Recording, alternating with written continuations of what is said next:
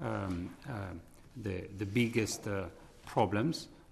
Unfortunately, the prepayment customers have been hit first because the new tariffs have been applied since the 1st of April, and therefore they can measure that their usual charge in the meter lasts less than it used to be. So that's the first segment to be impacted. For everyone else, the impact is going to be passed through gradually as the direct debits or the bills, catch up with the new tariffs. But I would like to say that I share the concern that Mike has expressed, that when the government intervened at the beginning of February, there was maybe a proportionate at that point in time. But ever since, the situation has worsened considerably with the war in Ukraine and the firmer turmoil in the markets. So we now see bills being higher for longer. So I would expect probably government to reassess the situation in short order to see what's possible. And do you have any particular numbers? What I'm trying to grasp is you've got so many customers. How many of those customers are struggling to pay their bills, and how worse do you think it's going to get? We do not have yet any evidence of a significant increase in customers struggling to pay their bills as of today. But just to give you an idea, we have about a little over 3 million households that we supply energy to. Of these, about 15% are on prepayment. So in this case, they've been hit by the increase already. But if you are on prepayment, you have no choice but to pay, because otherwise you run out of electricity. So for the remaining 85% of customers, the majority of them are on direct debit arrangements, which means that it will take a few weeks for this amount of monthly payment to go up.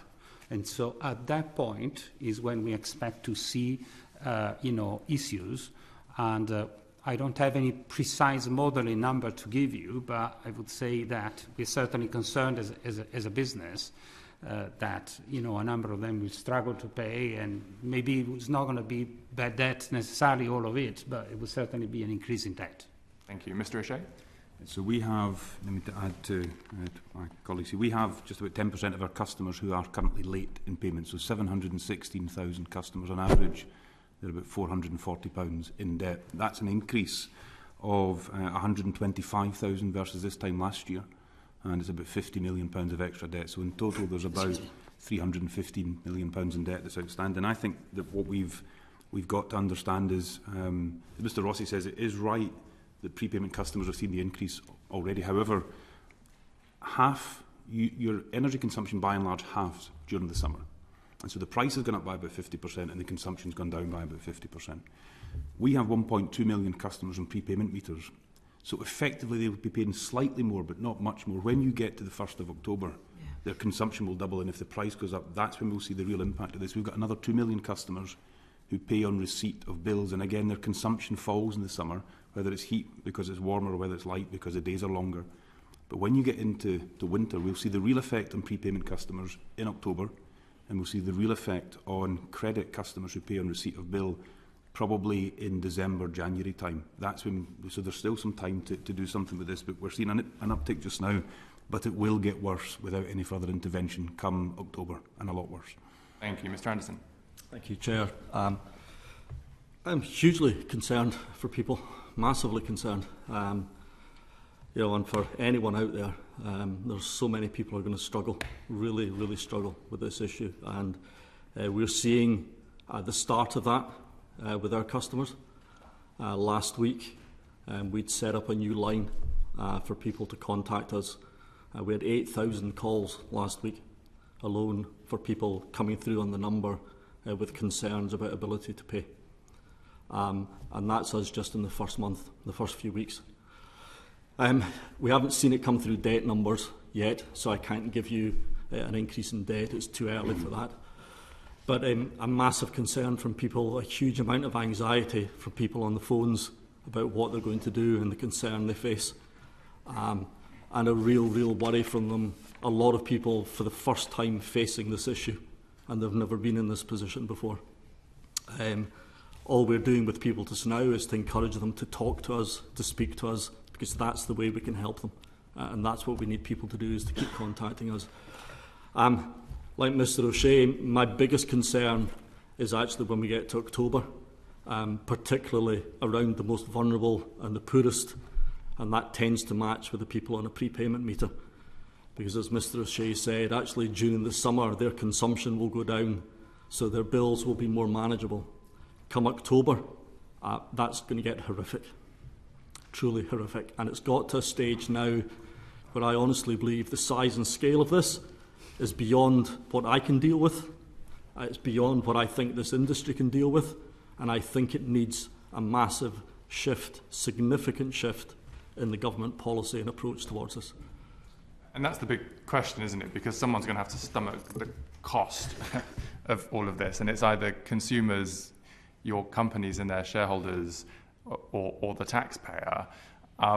We've had some announcements from the Chancellor. You mentioned the £200 loan that's repaid by customers. We've got the council tax rebates. We've had confirmation of the extension of the warm homes discount. What more needs to be done? And specifically for those prepayment customers, because we know that the delivery of some of these measures is difficult for them. Is there anything that you think the government should do to help them in particular? Sure. Thank you. My view now is that this has got to a size and scale where I actually think the government should introduce a deficit fund. I'll explain what I mean about that very briefly. I think it's got to a point now where the government in October, for anybody that's deemed to be in fuel poverty or vulnerable, and that will include prepayment meter customers, £1,000 should be taken off their bill and put into a fund. That fund can then be repaid over a 10-year period. Now, you can spread that across the whole consumer base, or government can partially fund it. But I think the problem's got to the size and scale that it requires something significant of that nature, where for those people who are deemed to be in poverty, fuel poverty, or vulnerable, need something the size and scale that puts their bill back to where it used to be before the gas crisis. You can then spread that over a 10-year period across the rest of the customer base. And then, to me, that's stage one of moving to a social tariff, which is what I think this country needs to have. And we should implement, when we get a bit more stability and a little bit less volatility in the market, the cap should be changed to be a social tariff, targeted to discount the price to people in poverty. Right now, people on a prepayment meter pay more, and that is perverse. And a social tariff should be brought in to discount the price for people in fuel poverty and people in a prepayment, and the cost of that should be borne by those who can afford to pay. Anybody disagree with Mr Anderson's suggestion there? Mr. No, I think from our perspective, I fully agree with what Mr Anderson said. We would fully support a social tariff ultimately, but in the short term, government needs to do more. And I think removing environmental levies and putting them into general taxation is one thing they can do right now. Reducing VAT to zero and extending the warm home discount further. Those are tangible things which can be done before the increase again in October, and an extension of the existing £200 rebate. I think that would help very significantly all customers, because bear in mind, we're looking at up to 30 to 40% of people going into fuel poverty when the price goes up again in October. Again, I repeat, this is unprecedented, so it requires unprecedented action from government at this time. Thank you. Mark Jenkinson. Mr Anderson, just to go back to that social tariff, can I just clarify, is that getting rid of the cap and moving it and creating a social tariff instead of the current price cap that affects everybody? Yeah, to me that's stage two. So I think the first thing you need to do is to set up this deficit fund and take the £1,000 off those people's bills, because I just don't think there's any other way of dealing with the size and scale of that issue.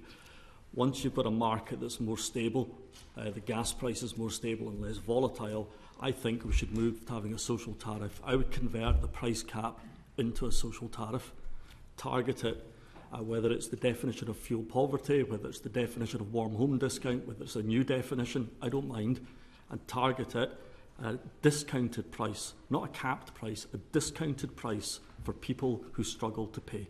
And I think that's the correct thing for this country to do. I think it'd be the best thing for the government to do. Thank you. Thanks, Chair. Right. Alan Brown, please. Thanks, Chair. Just picking up on some of that, obviously the government's produced their energy security strategy, which on the cover says secure, clean and affordable British energy for the long term. So I'm just wondering, I mean, it's quite a flimsy document. I would say there's not much of a strategy in it, rather perhaps laudable targets. So if I start with Mr Anderson, is there enough in this that actually has a strategy that's going to provide consumers with cheaper energy and help this transition away from reliance on fossil fuel? Okay, thank you, Mr Brown. So what I would say to you is that I support what's in the energy strategy document. I think as a medium to long-term document, then it heads the country in the correct direction in terms of energy security, in terms of it supports getting to net zero, and ultimately both of those things... Is there enough in there in terms of support? Well, I think both of those things end up leading to lower energy prices because you convert to electricity, you convert to renewables, it drives the price down. What the document doesn't tackle is the short-term issue and the short-term need, and that's what I think between now... I know the Chancellor has indicated he's looking at what he'll do between now and October, and my urge and my push for the Chancellor would be to bring in something much more radical, much more fundamental. That's why I think the deficit fund should come in, and that's why I think we should then move to a social tariff.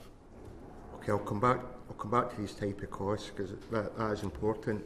But if you look at the target in here, nobody would welcome the increased target of offshore wind deployment of 50 gigawatts by 2030.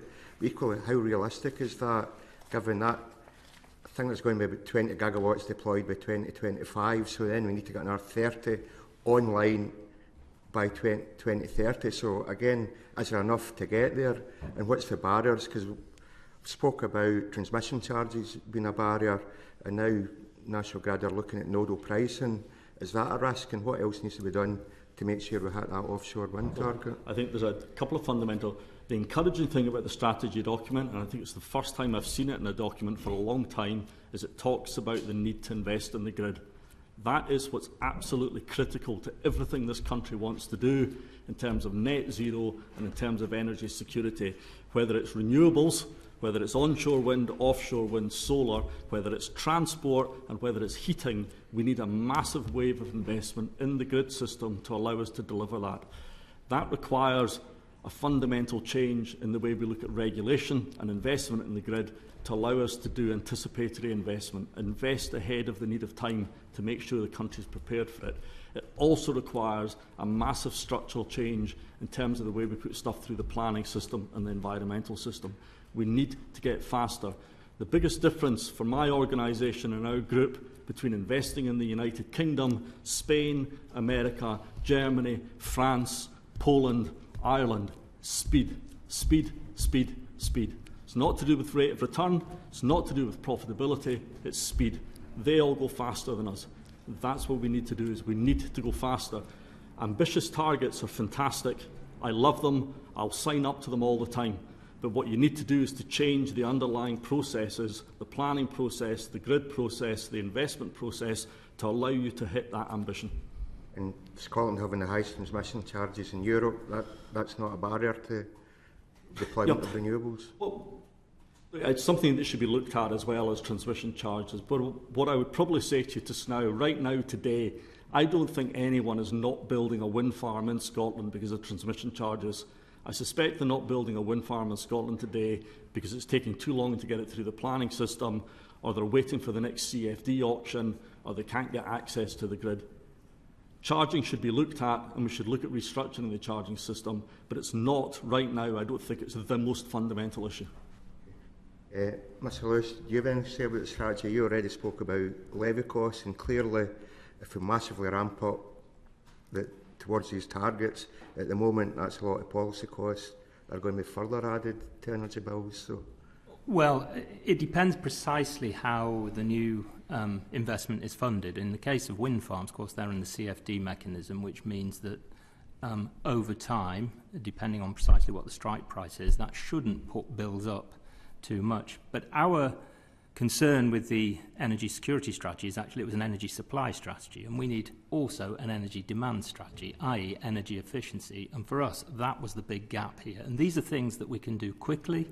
These are things that we can ramp up for vulnerable customers very quickly. And we were very disappointed that the government didn't address that directly, because that actually is the silver bullet for solving some of our short-term energy problems, a massive investment in energy efficiency. We have far too many poorly insulated homes in the UK. They're the worst in Europe, and we do not have a coherent approach to upgrading them.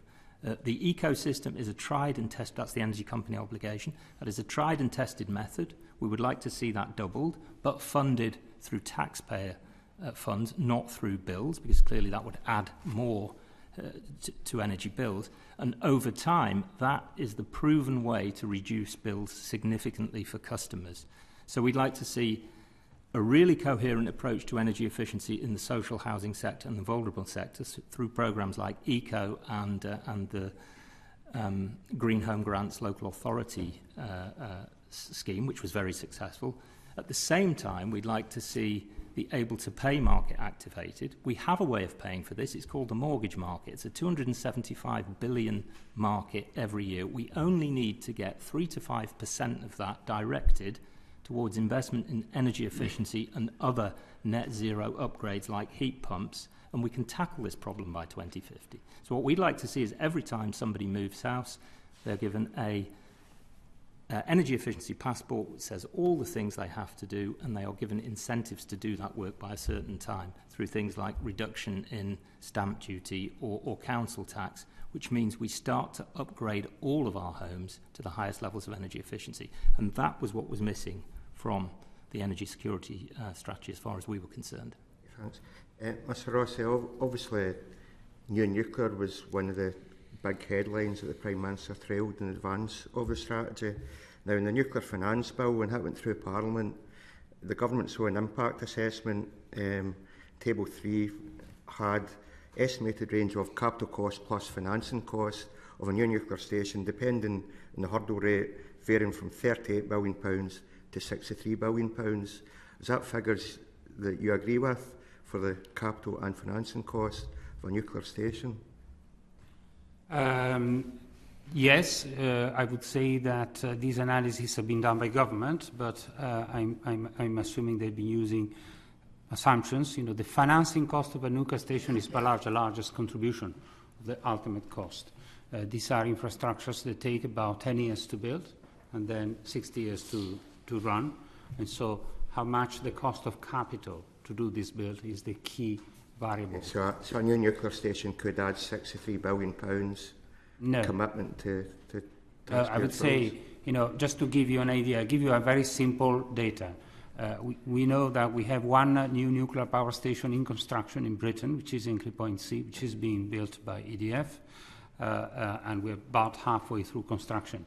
Had this power station started earlier, let me say 5 years earlier, and had it been online today with its strike price, it would have paid back into the consumers' bills £1 billion only for this year. So, you know, these are investments that protect the public from the exposure to the volatility of the gas prices. And this year, had it been online, it would have been £1 billion back into the reduction in the consumers' bills. Well, this is a reality. You know, the new nuclear finance bill will only make the savings bigger, because the CFD that was linked into Hinkley Point was deemed also by the National Audit Office fairly inefficient when it comes to cost of money. So had we, you know, if we can find a smarter way to finance new nuclear, such as proposed by the Nuclear Finance Bill, the savings for the bills will be higher than what you would have today with the CFD. But the capital and financing cost could still cost between £30 and £63 billion. That's reality. Actual capital and financing costs. Well, you know, if you say there is an investment required to build infrastructure, the answer is yes. That's true for offshore wind, that's true for network, that's true for nuclear. Anything you want to build requires investment and financing costs. The question is, what is the impact on the bills? Okay. Right, okay. So no, I think that's fine. Thank you. If we just move on quickly, because I know I need to move on. The government's rolled out an oil and gas windfall tax. Mr Rossi, I don't know if you want to comment on that, and then just when we're talking about profits, Centrica increased their profits to £948 billion, more than doubled it in 2021. So is that appropriate when we're talking about this energy crisis in the mix? So I think the numbers you use there are our pre-tax profits. We have an oil and gas business in Norway and in the UK, and the profits there went up by just over £500 million.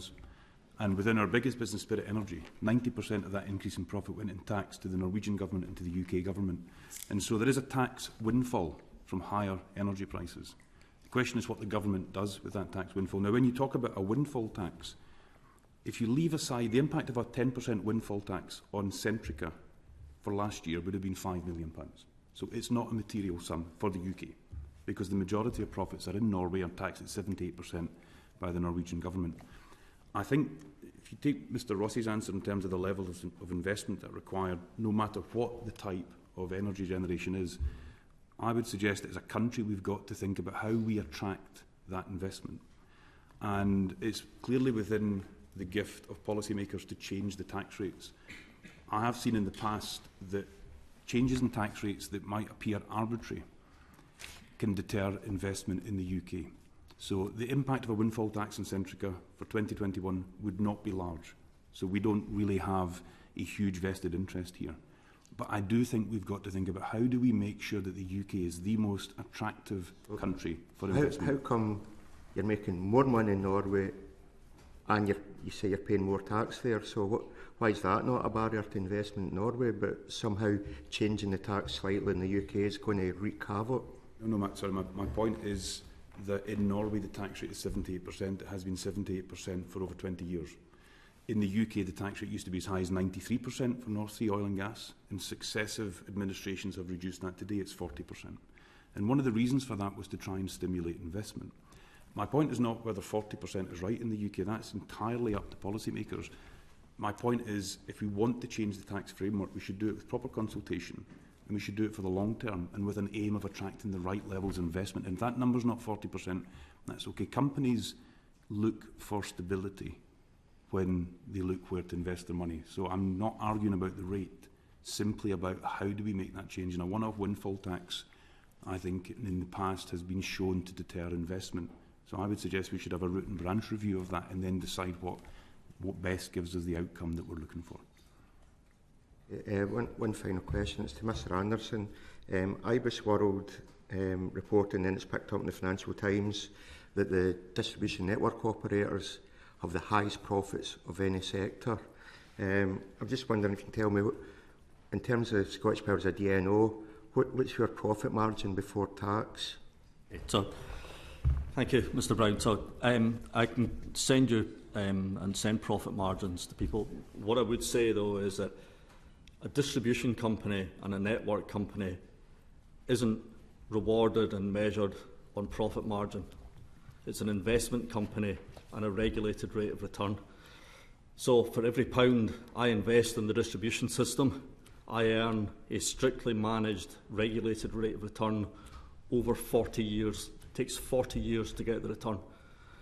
So looking at the profit of a distribution company this year, what you're looking at is a result of investment that's been made over the last 30 to 40 years, not something that's happened this year. It's very difficult to look at the rate of return or the margin and the profit of a distribution company and compare it to a retail company. They are completely different commercial operations. They're measured, monitored and rewarded in a completely different way. It's a fixed rate of return. Okay? So trying to measure it on profit and profit margin is the sort of incorrect way to analyse and look at the performance of a distribution company. You would look at it on its regulated rate of return and the way it manages that rate of return across a period. Every year... It's a regulated rate of return versus the high figures that we read about. So it's a regulated rate of return. If I over-earn against the rate of return, the regulator takes the money back. Half of it comes out of the next price review, half of it goes directly back to customers. It's impossible for me to constantly over-earn in a distribution company. The regulator takes the money back. Every 5 years, the rate of return is reviewed, the reward is reviewed, and it's shared between customers, and it goes back to the regulator in the next rate of return. So at the last price control review, our rate of return was brought down. We're in the middle of a distribution price review. I think everybody expects the rate of return to come down because of the earnings. So they manage it through that rate of return, and it gets reviewed every 5 years. It gets changed every 5 years. And if you over-earn or earn in excess of what the regulator predicted, half of that goes back to customers, and the next part of it gets changed in the next regulator review. How much has went back to customers in the last few? How much has went back to customers? I don't have that number here, but we can send that to yourselves. Absolutely. Okay, thank you so much. Tonya Antoniazzi, please. Yeah, thank you, Chair. I found your opening comments absolutely harrowing, to be honest with you. But Keith, what you said about the social tariff was, good and very interesting. But Michael, when you said about short-term things that we need to do, some of my questions are based on the delivery of the rebate scheme, and you did touch on that. So my question is really, do you have concerns about how the government's £200 rebate scheme will be delivered by suppliers? And if so, how should these concerns be addressed? Clearly, we have concerns, but the way we're addressing them is by working very closely with the government and really trying to work out practical schemes of how we make sure every customer is paid what they are due at the right time. We do have the systems to do it. It's just a question of the practicality. So our biggest concern is the prepayment meter customers. And there, again, all I can say is we're working really hard with government to make sure we have the right way through the IT systems, and also making sure customers are aware of it, they know it's coming, and they understand what it's for.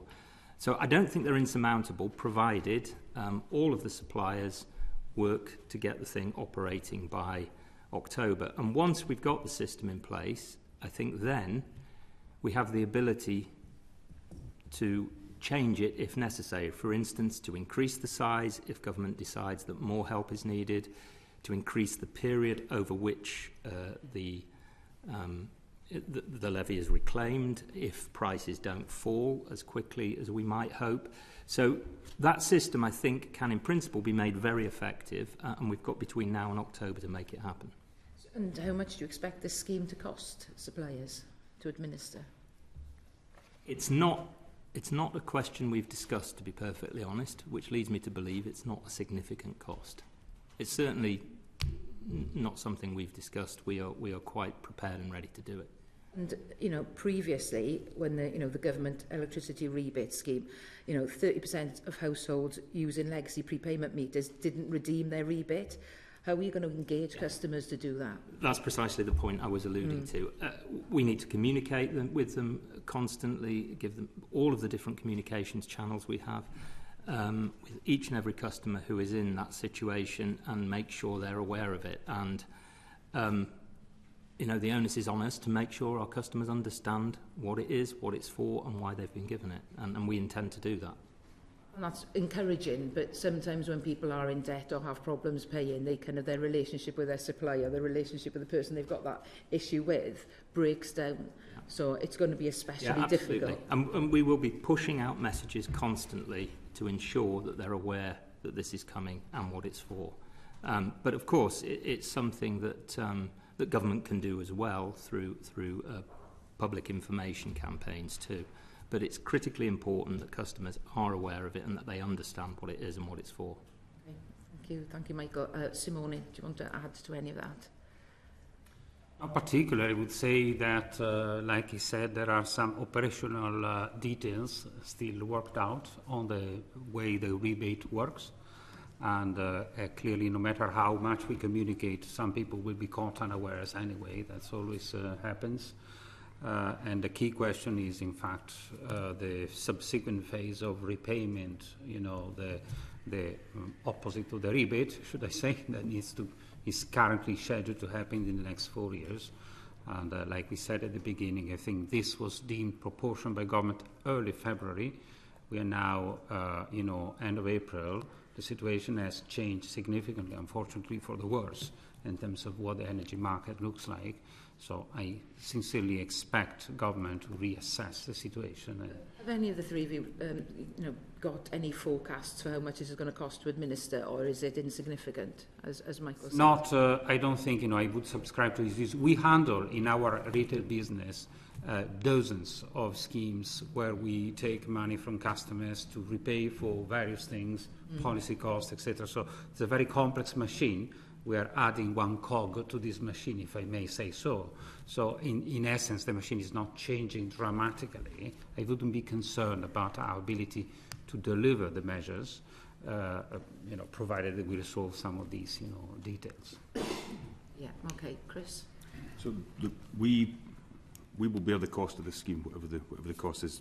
Like Mr Lewis, Mr Rossi, I don't expect that to be a huge cost. We're trying different things. So we've called over 100,000 of our most vulnerable customers prior to sending them a letter about their direct debit to talk to them about it. We also fund the British Gas Energy Trust, which it gives direct debt relief to customers of any energy company, so not just British Gas, but it also funds a number of debt charities. And so we have increased our funding there to ensure that local debt charities are able to proactively engage with energy customers, to talk to them about what's going on with energy prices, to talk to them about ways to reduce their energy consumption, to talk to them about the types of schemes that are available either through government or through some suppliers. We have our own support scheme. We put £6 million aside. So we're trying continually to proactively engage with our customers. On the prepayment meter customers, the most vulnerable customers, we do now with smart meters have the ability to automatically put credit onto those meters. So if the worst comes to the worst, we can actually put credit on. It's what we do when people run out of credit, when they can't load their meter card, we can send credit remotely. You couldn't do that previously if you had a coin-operated meter. So there are different ways that we can do it, but it will be complex. But the cost is for us in order to support our customers. That's the right. And how many, those debt charities, are they publicly available for? Are they published on your? Yes, they are. Yeah. So the British Gas Energy Trust is an independent trust funded by British Gas, and we have paid out hundreds of thousands of pounds in debt relief, or they have paid it out to non-British Gas customers. So for example, OVO customers have had £200,000 from that, Octopus customers have had £100,000. But we also fund, through that trust, almost 30 local charities. They work proactively in the community. They do some fantastic work, and it's open to everybody in the UK, all 28 million households in the UK. Thank you, Chris. Keith? Thank you. So I think in terms of the cost of running the scheme, I think that the administrative cost will end up being relatively insignificant. The biggest issue with the cost of running the scheme will be those people who can't afford to repay.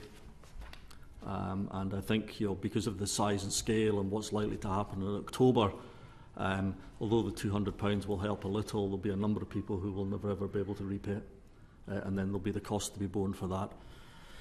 We've already, we've got a hardship fund.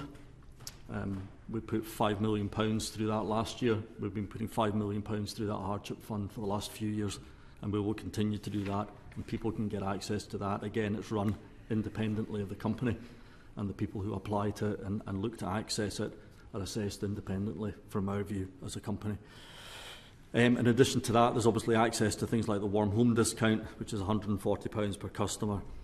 And then the other thing we implemented a number of years ago for people who are really, really struggling, and we work with Citizens Advice and with about 50 or 60 food banks across the country, which is just a credit voucher scheme for people on prepayment. So if the food bank or if Citizens Advice think the customer's in real danger of self-disconnection, then we'll give out credit vouchers, and we don't ask for repayment from those vouchers. Is that a means for you to be able to raise awareness about the rebate scheme as well? Yes, we'll do that and make people aware of it. But as I say, I think there's quite a lot of confusion out there about the rebate scheme, the loan scheme, with a number of people saying they don't want it. Yeah. But the industry will work through that, and we'll get it put out. My biggest concern is about repayment, because I just think we're entering a period where that level of support, by the time we get to October, I think is not going to be anywhere near enough to help. And what we're hearing already on the phone from people is a massive, massive uplift in anxiety, concern, real concern about inability to cope. Yeah. Thank you, Keith. Thank you, Chair. Thank you. Can someone help me understand quickly? I don't want the £200, but I can't reject it. Why has the government said that I have to have it? Is it a billing systems issue? If they said it needed to be targeted, could you do it for them? Anyone want to answer that question? Well, no. I mean, the way to look at the scheme is simply a deferral of the price increase. That's the most easy way to conceptualise it. In many ways, that's what the price cap does, actually. It defers price increases because we hedge in advance. And what this is doing is saying this price increase is unprecedented. We need to take the top off that price increase and then increase prices over a longer period by a smaller amount. So hopefully when the underlying wholesale prices has fallen. So it's a way of customers and the system managing this unprecedented increase in price. So it isn't a loan because it isn't personally payable by an individual. It's attributable to each energy account. And so I think it's a way of mitigating this huge unprecedented price spike, and it should be seen as that. And I think the government should be flexible about how it's used, i.e. increasing it in October if we see prices going up to the levels they could well go up to, and increasing the time period over which the levy is attached to energy bills going forward when wholesale prices have come down again. Yeah. I still don't understand the answer to my question. I mean, you've said it relates to an energy account, not to a person, but I mean, people pay their energy bills, right? So it does relate to an individual. I will be paying back the 40 quid every so often to repay back the £200. What I'm saying is that I personally, could stomach paying the higher bill now, and I would rather £200 more came off of some of my constituents' accounts that can't afford to pay that. What I'm trying to understand is why did the government not do that in the first place? Why wasn't it targeted? Was it a request from you guys because that's hard to deliver, or was it just a policy decision in the Treasury? I think it was a policy decision in the Treasury. Okay. And, I think that the challenge also is of exactly where to target and who to target, because this price increase is so large that it's pushing a huge number of people into fuel poverty. Maybe in general terms, Darren, when we discuss this issue, we discuss normally with the base ministers or base, officials, and then they normally discuss with Treasury. So it was back in December, I guess, when we were summoned, by the Secretary of State, etc. We were discussing also the perspective of potential government interventions, and so then, the base team then discussed this with Treasury. So that's helping. And you were all consulted on the design of the scheme? We were not consulted on the design of the specific scheme that came out. We were consulted by the base Secretary of State, ministers, etc., on the issues, and so we were listened to individually and collectively about what we thought could be the interventions. And then, they had to, of course, discuss with Treasury because they don't have, the checkbook, of course. You weren't consulted on the design of the scheme. People are shaking their heads, I'm assuming. No. Okay, thank you. Charlotte Nichols, please. Thank you, Chair.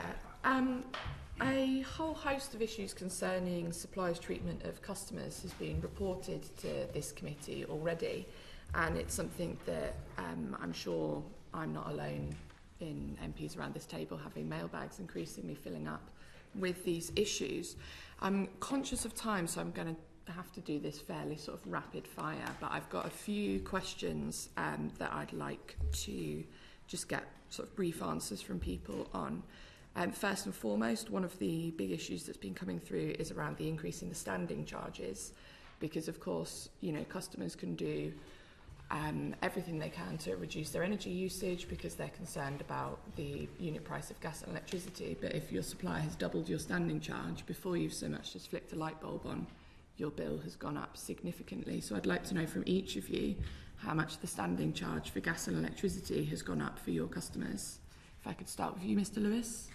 Well, the biggest increase in the standing charge is, of course, the cost of the failed suppliers, £68. That's why the standing charge has gone up so much, because of the failure of the market last year, 29 failed suppliers. All of those costs have to be recovered from the system, and that's why the standing charge has gone up. So we should be looking at how we avoid those kind of regulatory failures in the future, so the customers that were not with a failed supplier don't have to pay the customers who were with a failed supplier, which is essentially what's happened. I understand that, but my question was how much has the standing charge gone up for your customers? I don't have the exact number with me, but it's £68 is the cost of the failed suppliers per bill, and that's the amount that, and that's the largest contribution to the increase in the standing charge. What's the rest? Mr. Rossi? I don't know the answer, but it would be the price cap set by the Ofgem, because the Ofgem determines the standing charge and the unit rate separately. So what happened between the previous cap and the current cap is that the standing charge has gone up dramatically, and the biggest reason, like Mike said, is the cost of paying for the bankruptcies of all the suppliers which were going bankrupt, with disappearing of the credit of the customers, which were used to run their businesses as opposed to use as the customers' money. So that was really a big blunder. Mr. O'Shea, Mr. Anderson, do you have an actual figure? Ours has gone up from 25 pence a day for electricity to 45 pence a day, and gas has gone up by 1 pence a day from 26 to 27. The reason electricity goes up is everybody has electricity, not everybody has gas. That's how we're recovering. But that's the cost of supplier failures that's driving that.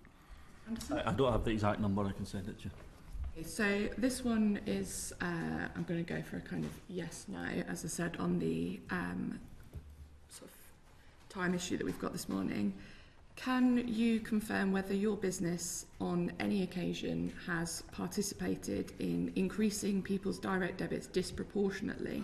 Because we've seen in some cases direct debits doubling even for people who are currently in credit. Mr. Lewis? No. No. No.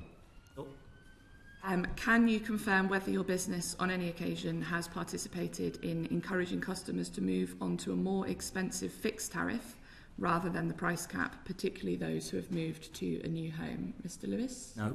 Mr. No. Rossi? Mr. O'Shea? And finally, can you confirm whether your business on any occasion has participated in chasing customers for their debts and making debt repayment a more important part of your business strategy? Mr. Lewis? Sorry, I didn't catch the last part of the question. Chasing customers for their debts and making debt repayment a more important part of your business strategy? Well, we haven't changed the way in which we approach debt as a consequence of this crisis. So we have a very structured debt journey to try and help customers,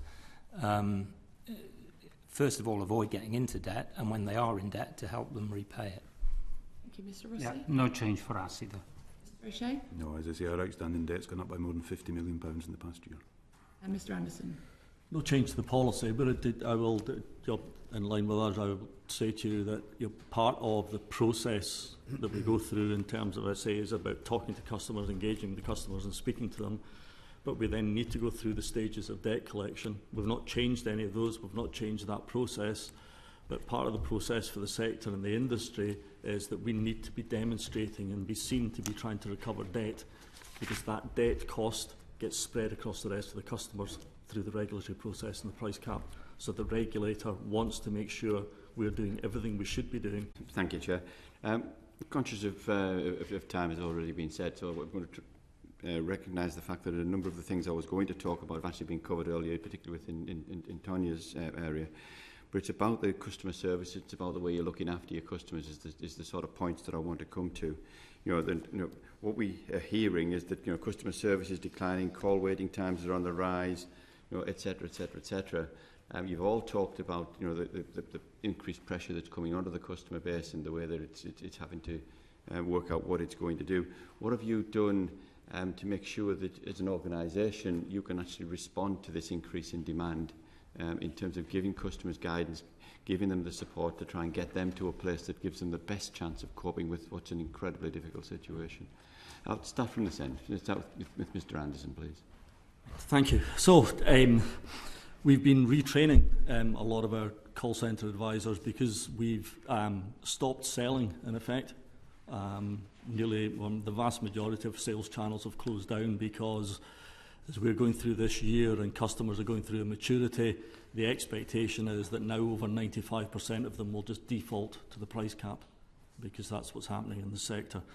So that's allowing us to retrain and put more advisors on the front line to help people as they contact us. We've had issues over the past around call waiting times. We've got a call waiting time average down to below 3 minutes. We are resolving complaints that come through now. 55% of them are resolved by the next working day, which has been increasing. and 85% of them were resolved by day 50. So by day 50, 85% of all complaints would have been resolved. Day 50? Yeah. Well, but like 55% of them were resolved by the next working day. The majority of them were resolved the next working day. But some of them are more complicated, they take longer to resolve. But we're putting more people onto the helplines. As I say, we got 8,000 additional calls last week, all around vulnerability and around ability to pay. I picked up the 8,000 earlier, and it does seem a long time, 50 days, but I'll just go for a benchmark across the things. Mr. O'Shea. We've seen, because we've had 31 suppliers fail in the last 16 months, our customer service has been under pressure because we've had more people that have moved, millions of customers that have had to move supplier, but also the several million customers that haven't had to move supplier. They read the papers, they get concerned, so it's increased the propensity to call. We've then seen things such as the recent increase in prices. So we saw, for example, we got 750,000 meter reads in one day. That's 5 times the normal level. Some of the things we've tried to do, and we don't always get it right, but for example, we sent text to customers to say, text back your meter reading, and that worked quite well. Now, the phone lines and back systems, for many companies, failed to cope properly on the 31st of March, 1st in April, because of the huge increase in meter readings. But you've got to try and innovate. You've got to try and figure out a different way to contact your customers. But you also have to recognise that customers sometimes want to call. So whenever we've taken a new supplier on through the supplier of last resort, we've taken on new customer service agents as well, because we know that will result in a spike in telephone calls. Can you give us a sense of how many more customer service agents you've got dedicated to, if you like, debt management as opposed to sales? We don't have the way you have, is it a 10% increase or 100% increase? No, we haven't increased the number of agents that we've got dedicated to debt management. We've increased, so for example, I said we had 100,000 calls to customers, calls to 100,000 customers prior to increasing the direct debit. We don't see that as debt management, we see that as customer service. Okay, sorry, wrong terminology. No, but I think it's important just to talk through with customers how we can help them and how we can be more proactive in the discussions that we have, because it is very distressing for customer service agents. They're the people that are bearing the brunt at the moment of this. They have customers calling up deeply concerned that they can't pay their bills. And as I mentioned earlier, this is we're seeing just now a small impact of what we'll see come October time. So we're always trying to improve our efficiency to answer calls more quickly. But when you've got a customer that's deeply distressed because they cannot pay their energy bill, then our agents are spending. So we're seeing an increase in the length of calls that we have, because our agents want to help the customers, and sometimes the only thing you can do to help is to listen to them, and what that has is a knock-on effect. I get that. I mean, it's like what Mr. Anderson said earlier, that it's a price volume game that's going to impact the customers later in the year, and it's very much a greater concern. Is going to mean greater time on the calls, without a shadow of doubt. Mr. Rossi, Mr. Lewis, could you just... Yeah, you made a good point. The service levels regrettably have fallen across the industry. It can be seen also in the citizens' advice survey scorecards, where you track all sorts of parameters. As far as EDF is concerned, we have hired 300 new call agents in Britain over the last 3 months, which is the first time in my memory, at least, we've done that, because we've been losing money in this business for some time, trying to make it more efficient. The key reason is that... Sorry, can you give a context to that? How many did you have before, and then you've added 300 on? Yeah, so we have about just short of 2,000 in the UK. So we've added 300 to this number. About a 50% increase. And because we've taken over 20% more customers over the last few months, essentially because of taking over customers from failed suppliers. So let me say, we face this double challenge of having a significantly increased base. Then some of these customers who are concerned because their current supplier failed, they have a more propensity to call and ask questions. At the same time, the prices went through the roof, so other volumes. So let me say, as an industry, we're facing a little bit of a struggle with traffic. And we are trying to get on top of it. So our service level is now beginning to improve. I would say, as a country, hopefully also with the rollout of smart meters continues, that will also help, because reflecting on the issues on the 31st of March to submit meter reads, 20 times more than usual. Of course, had it been an automated system vastly available, it would have been maybe easier to deal with, but we are still maybe halfway through the program, so we need to do more also to complete the smart metering, to improve the service. Okay, I mean, I get the use of the technology as a useful tool to help that position, but if I have the maths right in my head, you said you've got 20% more customers, but you've only increased your call handlers by 15%. Yes. At a time when each person calling is wanting more. Do you think you need more, or do well, you think we are also the technology is covering that gap? Yeah, you're right. No, we are also changing, constantly changing the channels. So we have an increasing base of customers who regularly contact us through the app on their phones, or other systems that are actually better. So it's a combination of all things. Okay, and then finally, Mr. Lewis. Yeah, we've spent the last 2 years completely reinventing our business. We've invested several $100 million in restructuring. That means a new IT system, excuse me, and a move to what we call a universal agent model, i.e., where when you call, you only talk to one person and they can answer all queries in order to drive a better customer experience. And we've seen our Trustpilot score increase very significantly as a consequence, from below 2 with the old Empower customers to 4.3 and 3.5 with the Eon customers up to 4.3. So we've seen an improvement overall in the customer experience, but there is no doubt that the challenge we're seeing at the moment is driving additional call volumes, and we have around about 10% more staff than we planned to have before this crisis unfolded. Okay, I mean, just my understanding is that as a whole, you've all dropped below 4. The average is now down below 4. When you should be seeing that you need to get better. On the citizens' advice, yes. On Trustpilot, maybe it's above 4. I mean, for some of us, we're 4.3. I think it's a recognition that you all still need to get it back to a better place than where you are. Just one final point. British Gas have recently announced that they're going to ring-fence the customer credit balances. Can I just go along the line and ask what your all other positions are? Are you doing the same, or have you any plans to, or are you not going to? I'll start with Mr. Lewis. We don't, as a matter of fact, but we can pay back all customer credit balances on demand, and we think Ofgem should regulate for it as soon as possible. Yeah.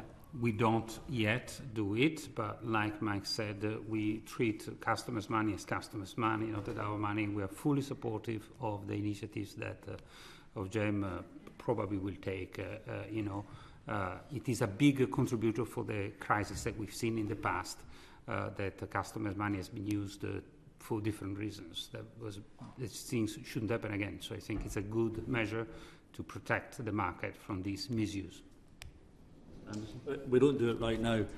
We're in a lot of conversations with Ofgem just now about bringing in a whole series of financial controls and stability controls over all participants in the market, looking at their liquidity, looking at the protection of credit balances, looking at the strength of their balance sheet, looking at how aggressive their behaviour is in the sales market and in the growth market, and that whole package of measures, which will include protection of, or partial protection of credit balances, we believe will get implemented shortly.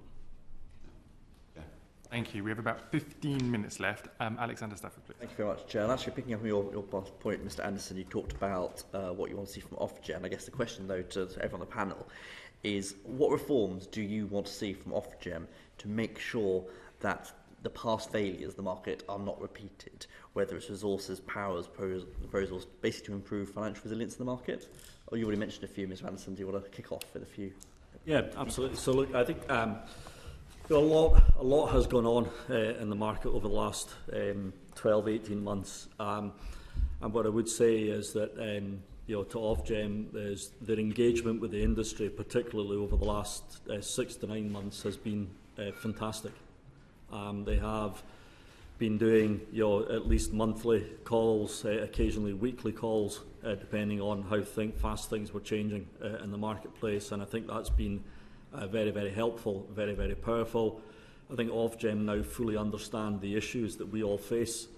I think they understand the issues customers are facing and some of the changes that we need to bring through the system. I think between now and October there will be a significant series of changes relating to the price cap, the methodology, the way the market works, controls for companies coming into the market, controls over financial stability of the companies that operate in the market, and I think that's good. However, the one thing Ofgem can't fix on their own, and it requires government to help and government policy to help, is the ability of people to pay. And that, to me, is the biggest issue we face. It outstrips everything else 10 times over. And there are a lot of people out there who are not going to be able to pay their bill and are going to struggle. And Ofgem don't have the powers to deal with all of that on their own. The industry doesn't have the power and the strength to deal with it all on its own. It requires a government intervention. What have you seen from Ofgem's plans? Are you satisfied with what Ofgem are doing, or could they do more from what you've seen? No, I think the controls they're bringing in around new entrants coming into the market and what they expect of those new entrants, I think look far better. I think the controls they're talking about bringing in terms of how they monitor the companies and the behaviour of companies when they're in the market look better and stronger, which is good, and that's a critical part of the market. There's a big debate about what happens to pricing in the market going forward with new entrants coming in who don't have all of the expensive hedges and the expense of all of what's gone on over the last 6 or 9 months and how that gets measured.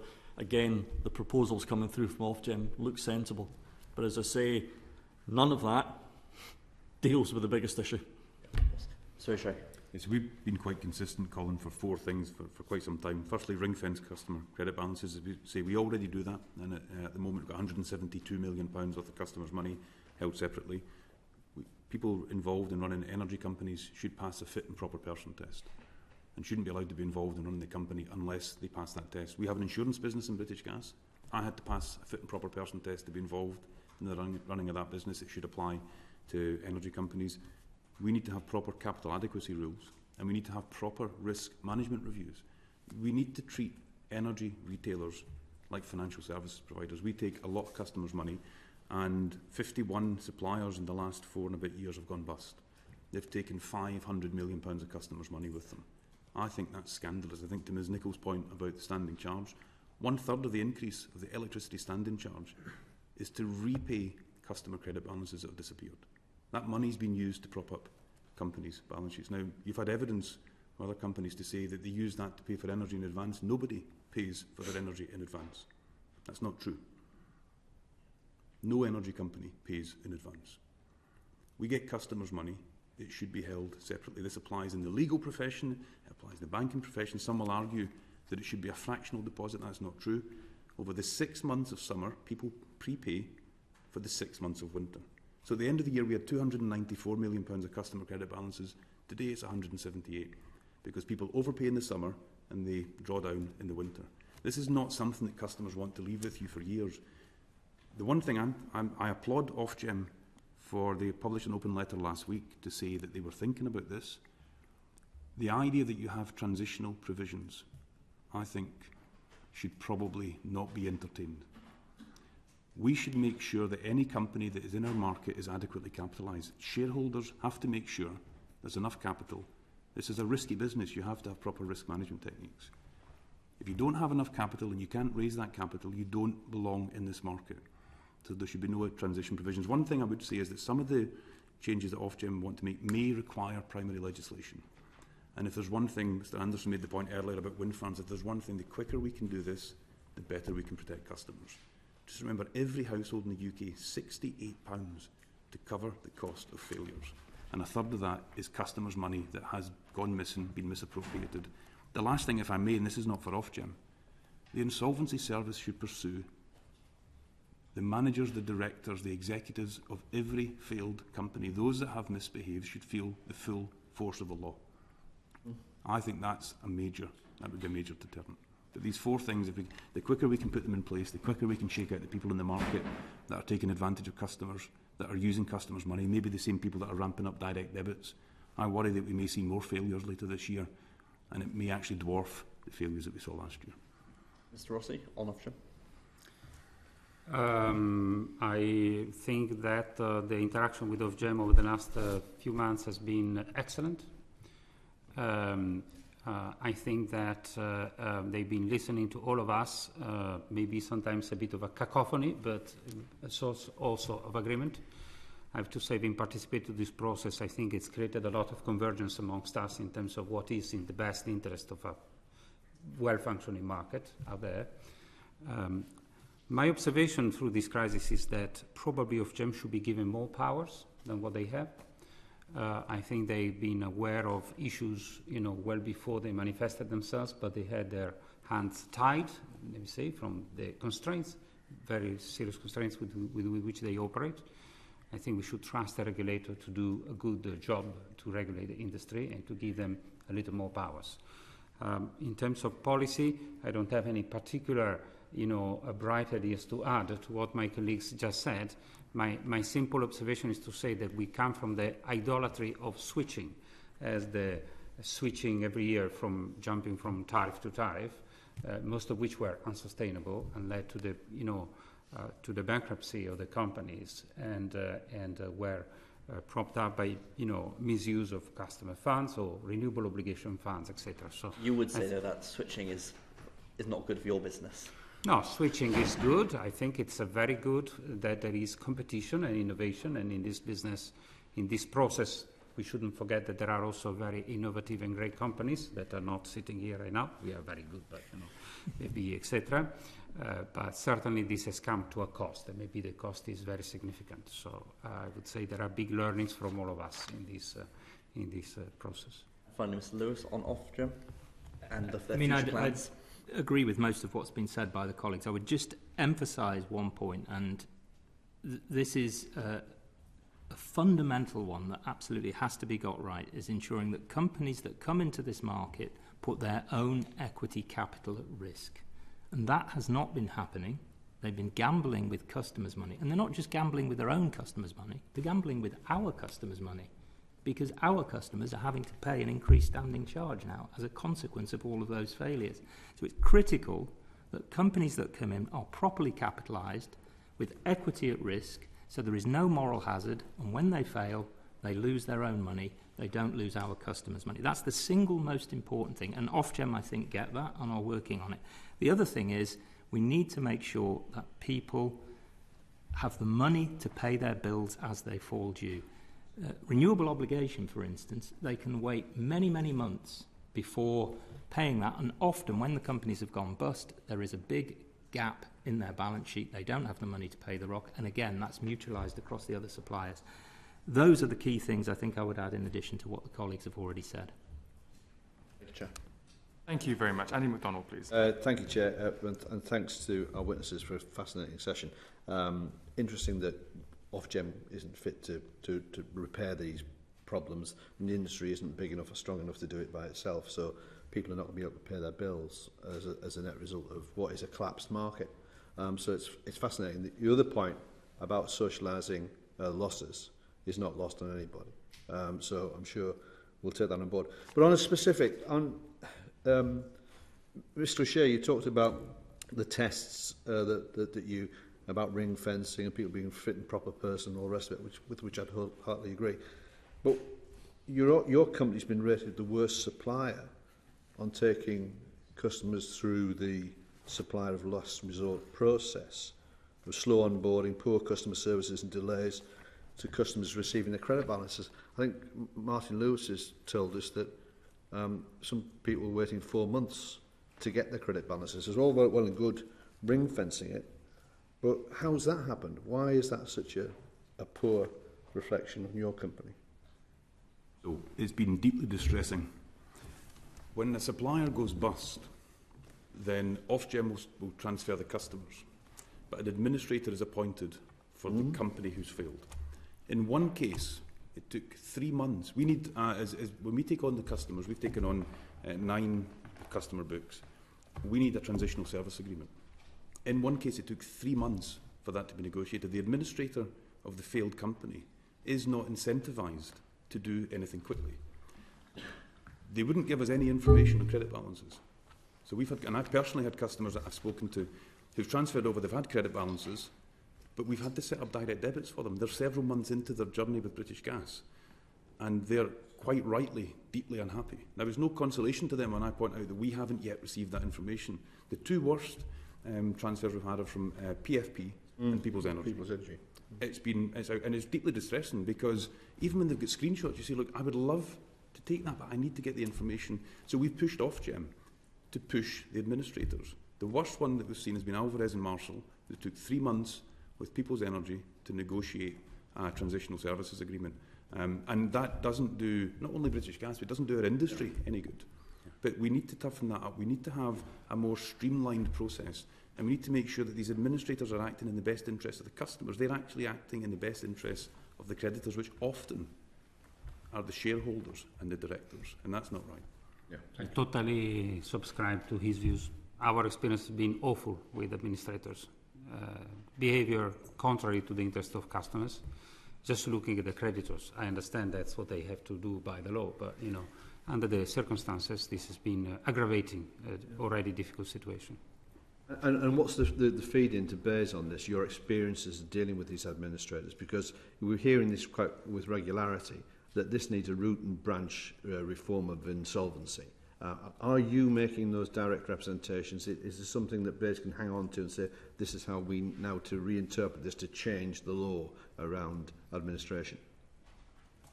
The fundamental point is that when a company goes into supplier of last resort, the focus should be on recovering money for customers. Full stop. That should be the primary aim. And the supplier of last resort should be around that rather than trying to deal with other creditors. I think that, and once you've fulfilled that requirement, then you can look at other creditors. So that needs to be reformed so that the supply of last resort process reflects that customers come first. If I may, the way the process is set up just now is that there isn't an incentive for Ofgem to intervene before a supplier fails. Because if a supplier is hedged and those hedges have value, so basically if you bought energy forward and they've got value, if Ofgem intervenes, the value of those hedges don't attach to the customer book. They go to creditors and they go to shareholders. We saw one company which failed as a result of shareholders pulling its support. They got their money back. Our customers had to fund that. So we had companies that pulled out of one, they pulled out basically when the hedges could be cashed in. I think if we want to change this, and we've made this representation to Ofgem need to be able to step in immediately, need to be able to step in and take over complete running of the company. And those hedges, you enter into hedges on behalf of your customers. You should not, currently the insolvency law splits those hedges from the customers. Those hedges should attach to the customers. So sometimes we have to wait until there's no value in the hedge, and that increases the loss. So there is a need for reform, whether it's broader reform of insolvency law or whether it's simply increased powers for Ofgem to step in earlier and to leave shareholders at the end. As I say, we have seen one case which has been, I think, really has highlighted what's wrong with the system.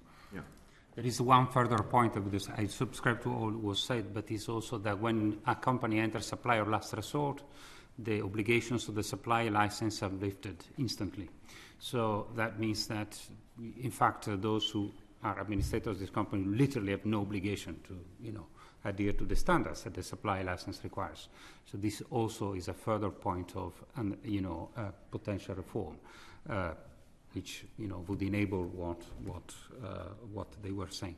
But of course, one could say maybe we are shutting the stable door after the horses have bolted because so many companies have gone bust. But you never know. Maybe in the future we still need these provisions. So I think it's still worthwhile looking into these reforms. Thank you very much. Yeah, probably a wider application beyond the energy sector, I would suggest, but that was really helpful. Thank you. Just on the energy cap itself, can I just raise this with you? Because Octopus told the committee that in normal market conditions, there are sufficient margins baked into the price cap to allow for healthy competition between companies that are efficient. Do you agree with Octopus? And if you don't, why do you not agree? Or would you like to start, Mr. Lewis? I think there are a number of things to say about the price cap, but the fundamental profitability allowed is 1.9%. In practice, hardly anybody is making any profit at all. In fact, the entire sector has been loss-making for several years, which is why 29 companies have gone bust. So I think we have to look at the price cap and its interaction with the market. You know, we have a situation where you've got a quasi-regulated price and a market operating at the same time.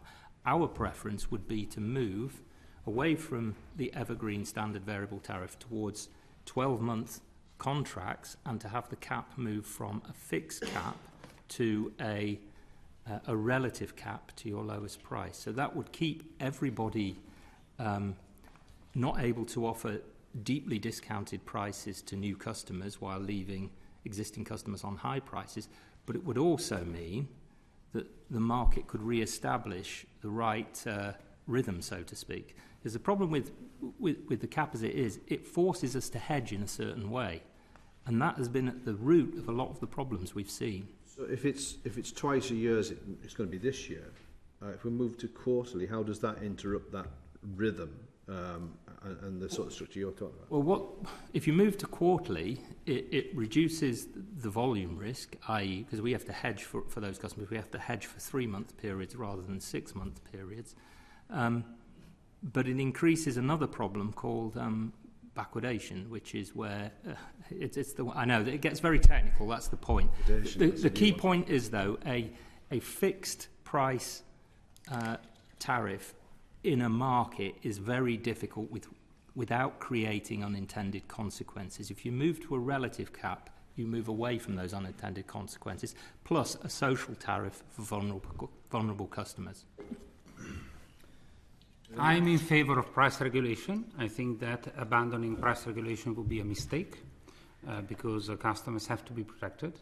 The current price cap in normal market circumstances, which we are not at the moment, so the question is what is the new normal, was probably fairly compatible with a healthy competition. The problem is that the competition was not healthy at all because it was polluted by all the things we were talking about.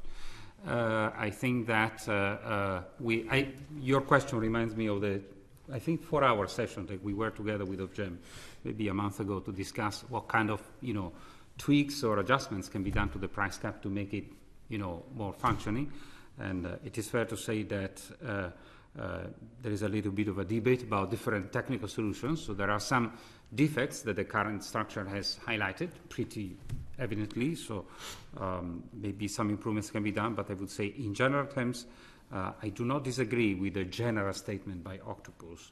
But there is a lot of detail underneath to be analyzed. The key message for me is that this industry will require continuous price regulation, I think, in order to make sure that it works for most of the people. Just, unless anybody else wants to come in on that, shall I move on, Chair? Very, very quickly. Just, I won't bother revisiting the issues relative tariff and social tariffs because I think witnesses have answered that. But if people are this winter going to be in their homes and suffering from hypothermia, which is a likely outcome here, and this has happened in the past. Are you satisfied that your own internal systems are adequate enough to flag and identify those people in advance? Because the fear from people around this table is that we're going to have a constituents who will be dying in their own homes this winter. So can you say a little about the state of readiness of your own systems in terms of flagging, identifying and intervening? We have Mr. Anderson? We have a priority services register, so we actively promote and encourage people. We're relying on people telling us, so we don't get access to Department of Work and Pensions data, etc. There's a reliance on customer communication. So we go out and proactively ask people, we ask people to let us know, we ask people to come and tell us. But if the customer doesn't tell us, it's very, very difficult for us to find out and preempt an issue. And it's just the way the process is structured now. In terms of that, then we have various ways through our networks business as well. So the distribution companies also all have priority services registers and have a register of people that they can notify companies of if they think there's an issue or if they think there's a problem. That's why we have the relationship we have with Citizens Advice. That's why we have the relationship we have with the food banks as well. Because what we quite often find is people are sometimes embarrassed or reluctant to come to us, but they will go to Citizens Advice or they will go to the food bank, and the food bank can alert us and the Citizens Advice can alert us. And that's when we bring in place like the the prepayment load for people and the giveaway for people, or we can start putting people on a different kind of meter or a different kind of prepayment plan. But we try and be as proactive as we can, but we are completely reliant on being told. It's difficult, it's tough. That's interesting. Really, really tough. Great. Thank you. I wonder whether, maybe following over your question, maybe there's, because we're in unknown territory next winter, really, and maybe there is a way that we can maybe monitor customers who haven't been recharging their prepayment meter for an unusually long period of time. For example, in trying to contact them, I'm just, reflecting on the fact that maybe we need to think if we can come up with kind of new ways to, of course, if customers are in a very deprived situation, maybe it's unlikely that if we send them kind of an email or something, they're going to see it. But, I think we shouldn't leave any stones unturned, let me say, to see maybe if there are ways that we can deal with an unprecedented situation next winter. Okay, thank you. Last question for this panel, Mark Palsy, please. Yeah, thank you, Chairman. I just want to ask our witnesses, all of whom I think represent the original Big Six, what should be done in the future to create better competition in the market? Clearly, what has happened has failed. Too many suppliers came into the market. We've got this £68 standing charge that you speak about. But one of the reasons why these companies were encouraged was, quite frankly, because you guys weren't competing effectively with one another. You were relying on the loyalty incentive to keep customers tied in. How would you bring competition into the market, assuming that we get onto a more stable situation in the future? Just one idea, please, from each of you. Well, I already said I think we should move to a relative price cap so that we can't have these big I was going to say, leaving aside the issues on price cap and on Ofgem, which were the answer to Mr Stafford. So what else can we do to get you guys to compete? Well, we are competing very heavily. I mean, we have been. And so I think there's nothing more to add, than what we said already. Reform the price cap, reform the way in which companies who are allowed to enter the market are allowed to compete. We agree with all of that. Then I think if we do all of that and we carry it out effectively, we will have a competitive market. Mr Rossi? To me, competition is very healthy, but remember that there are maybe 15 or 20 million households who don't have any propensity to change supplier. So you can't blame it on them. So I think, come what may, the market needs to protect also those who don't change. So this is a feature of this kind of stuff. People engage with all sorts of markets, but some people just don't engage with the utility. Mr Fisher, how about picking up some of the innovative ideas that some of the entrants to the market have brought? I think firstly we've got to think about what it is we're trying to get. So we designed a price cap, and we then encouraged customers to switch to tariffs that were quite clearly unsustainable. And now we have billions of pounds that are being socialised. Well, we know what's happened. What needs to happen in the future, sir? So what we need to see is proper shareholders' money at risk and an active market, so that when a company fails, shareholders take the pay. There are many examples of markets. You told us that point already. I'm looking for something new and different that will make competition work in the sector between you and your other witnesses. We need to compete on customer service and on price. But we've had the illusion of competition for the past several years, and we've all participated in that. Mr Anderson, competition's been an illusion, is that right? No, look, I think the market is competitive. What I would say to you is I think in the future, and what we should see, and what I want to see, is competition based around a much broader spectrum. So if you want to talk about innovation, then competition should be around what are we going to do about heat pumps and the incentivisation of heat pumps? What are we doing about the incentivisation of the transfer to EVs and the installation of EV chargers? What are we doing about solar panels for people's homes? What are we doing about battery storage for people's homes?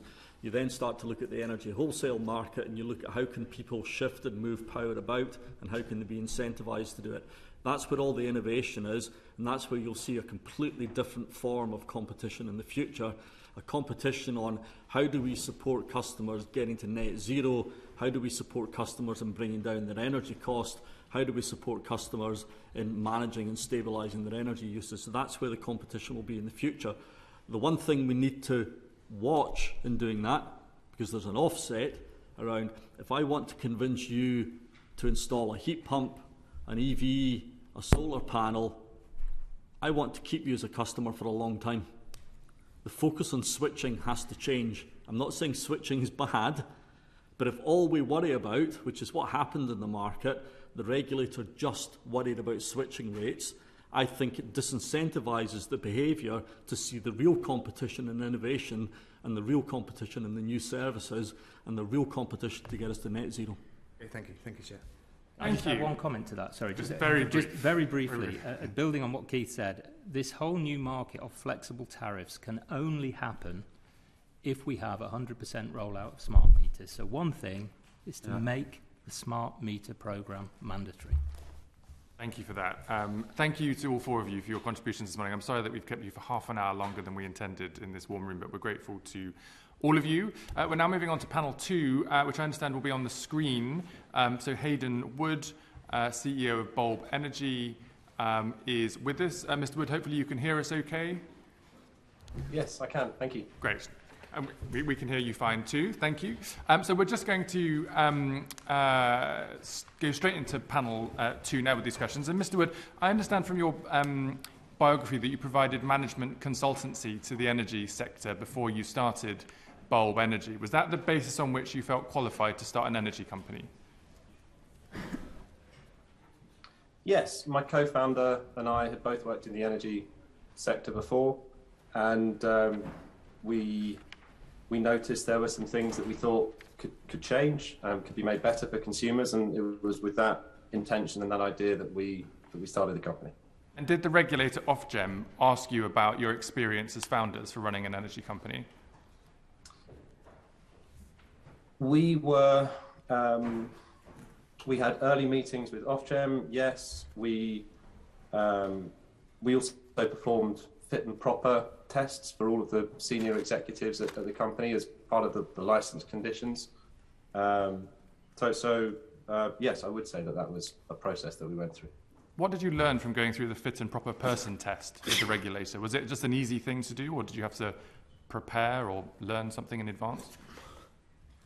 It was a process that we ran ourselves internally and then made a declaration to... So you decided you were a fit and proper person and the regulator took your self-declaration? Well, we provided backup information to that, and then I believe the regulator reviewed that. Thank you. That's useful because we're looking at whether this fit and proper person test needs to be reformed. How much of your own capital did you put into Bulb Energy? I put all of my personal savings into the company in 2015. And how much wealth have you created or taken out of the business over that period of time?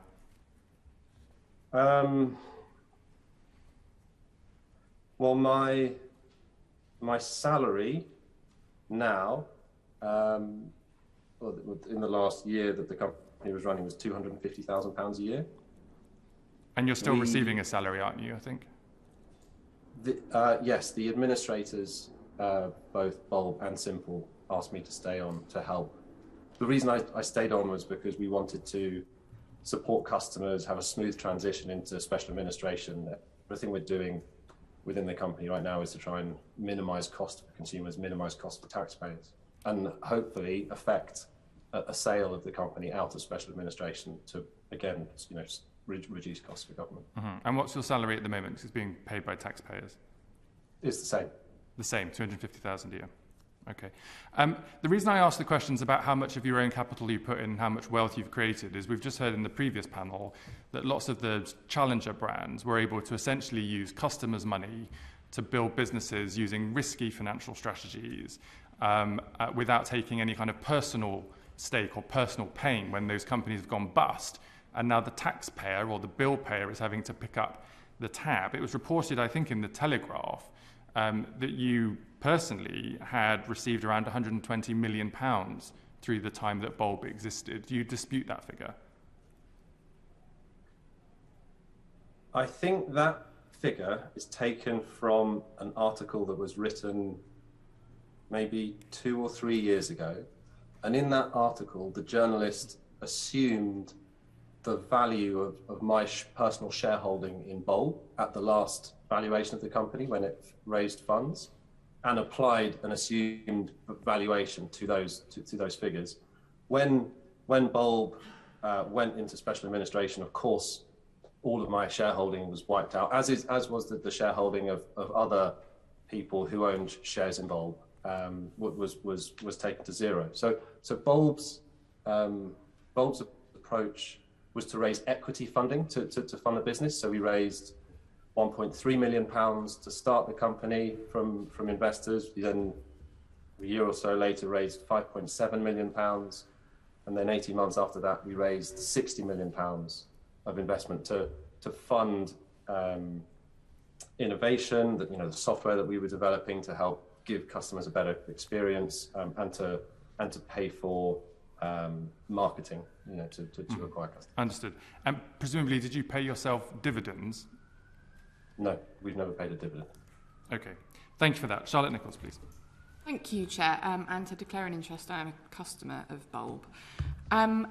The collapse of Bulb is expected to cost the taxpayer up to £3 billion, and this is the biggest state bailout since the collapse of Royal Bank of Scotland. In your view, what led to the collapse of Bulb, and do you accept that a risky hedging strategy and insufficient credit lines were primary factors? So first of all, I'd like to say thank you for inviting me today. I am very sorry for the way things turned out with Bulb. We started the company to serve the customer, and I'm disappointed in the outcome. Everything we've been doing, ever since the company was founded, but especially over the last 18 months, has been to try and avoid special administration, minimize costs for consumers, minimize costs for taxpayers. This has been an extremely challenging time for the energy sector. I believe in the previous session, you heard from other speakers that they said that, I think it's around 29 suppliers have failed since the energy crisis started. And so, of course, lessons will need to be learned, and I hope that's what we can, that's why I'm sort of providing evidence today. I hope that's what we can do. In the case of Bulb, we reached a point in November of last year where the company had over 1.5 million customers. The price cap that was set assumed a cost of gas of around 70 pence per therm, and the actual cost around that time was around 400 pence per therm, so over 5 times higher.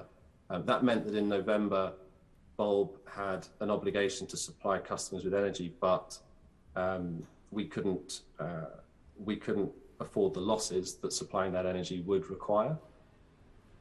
And we had been for a long time involved in fundraising discussions and eventually sales discussions. But when those funding and sales discussions fell through, we had no reasonable prospect of being able to fund those losses for customers. And that's when we made the difficult choice to enter special administration. The former CEO of Ofgem, Dermot Nolan, stated that for Bulb to blame anybody but themselves for its collapse is not reasonable. The price cap is an imperfect tool, but it was predictable and clear. Bulb knew all of that, made conscious choices about its own hedging policy, and it failed. Why were you not hedging to a greater extent in line with the price cap? I completely agree. I think we at Bulb we should take responsibility for how the business failed, and that's why. That's why the shareholders have been completely wiped out. I think the challenge that we had as a independent and new energy company that was only founded in 2015 was that we didn't have access to those long-term hedging markets that the incumbents did have access to. So we had a hedging policy of procuring energy for our customers 6 months in advance, but the price cap methodology, and Dermot Nolan is absolutely right, it was transparent. The price cap methodology required us to hedge out for 12 to 14 months in order to match our wholesale procurement with the price cap. But we just did not have access to those 7 to 14-month markets through our trading counterparties. We, in the beginning of 2021, had begun fundraising conversations and tried to raise funding so that we could accumulate the collateral to get access to those markets, but we were unable to do that. So Bulb's business model relied on organic growth in customer numbers until it reached profitability. Now, given that customer numbers and revenues increased in 2019, 2020 and 2020, 2021, but net losses remained at around £64 million, how realistic do you think this strategy was, and how and when were you planning on making a profit? We always set our prices at a level where we would make a small profit on each customer that we were supplying. And we therefore saw the business model as being very realistic, that we could, when we eventually slowed growth, and that we would then make a profit, an EBITDA profit across the whole business. Of course, in the early years of the company, we didn't do that. We made losses because we were investing at the time in customer growth and R&D, and that's what we had raised the equity funding for. And were you using customer credit balances as working capital, and if so, why? We were not using customer credit balances to finance growth. One of the decisions we made as a board very early on was to treat those two pools of funds separately. So for investments we were making in customer acquisition and R&D, we would raise equity funding for, but we did have customer credit balances when the company went into administration. If you'd like, I can talk a little bit about our policy around customer credit balances and how we treated them. Yeah, that would be helpful. Thank you. So we had an approach at Bulb where we would set our members, and you mentioned you're a member, we would set your monthly payments at a level where, based on your current account balance and your expected usage over the next 12 months, your balance would return to zero. So our algorithm would try and minimize our customer credit balances and our customer credit debts and keep them as close to zero as possible. Of course, members' energy usage changes month to month, though we use more energy in the winter and less energy in the summer. So that meant that at some points in the year, if a member was paying the same amount each month, they would have a credit balance. You would tend to see members with more credit balances at the end of summer, and then you would see more members with a negative balance or debt at the end of winter. So with the company going into administration in November, we did have members who had positive account balances. Thank you, Chair. Well, Howard, please. Thanks, Chair. Just coming back to the accounts. I mean, one of the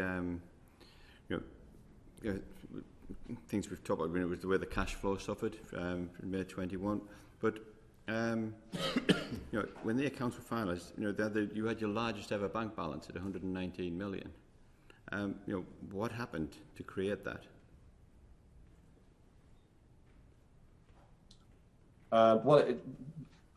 Like my answer to the previous question, we made a small profit on each of the customers that we were supplying, and so that small profit would have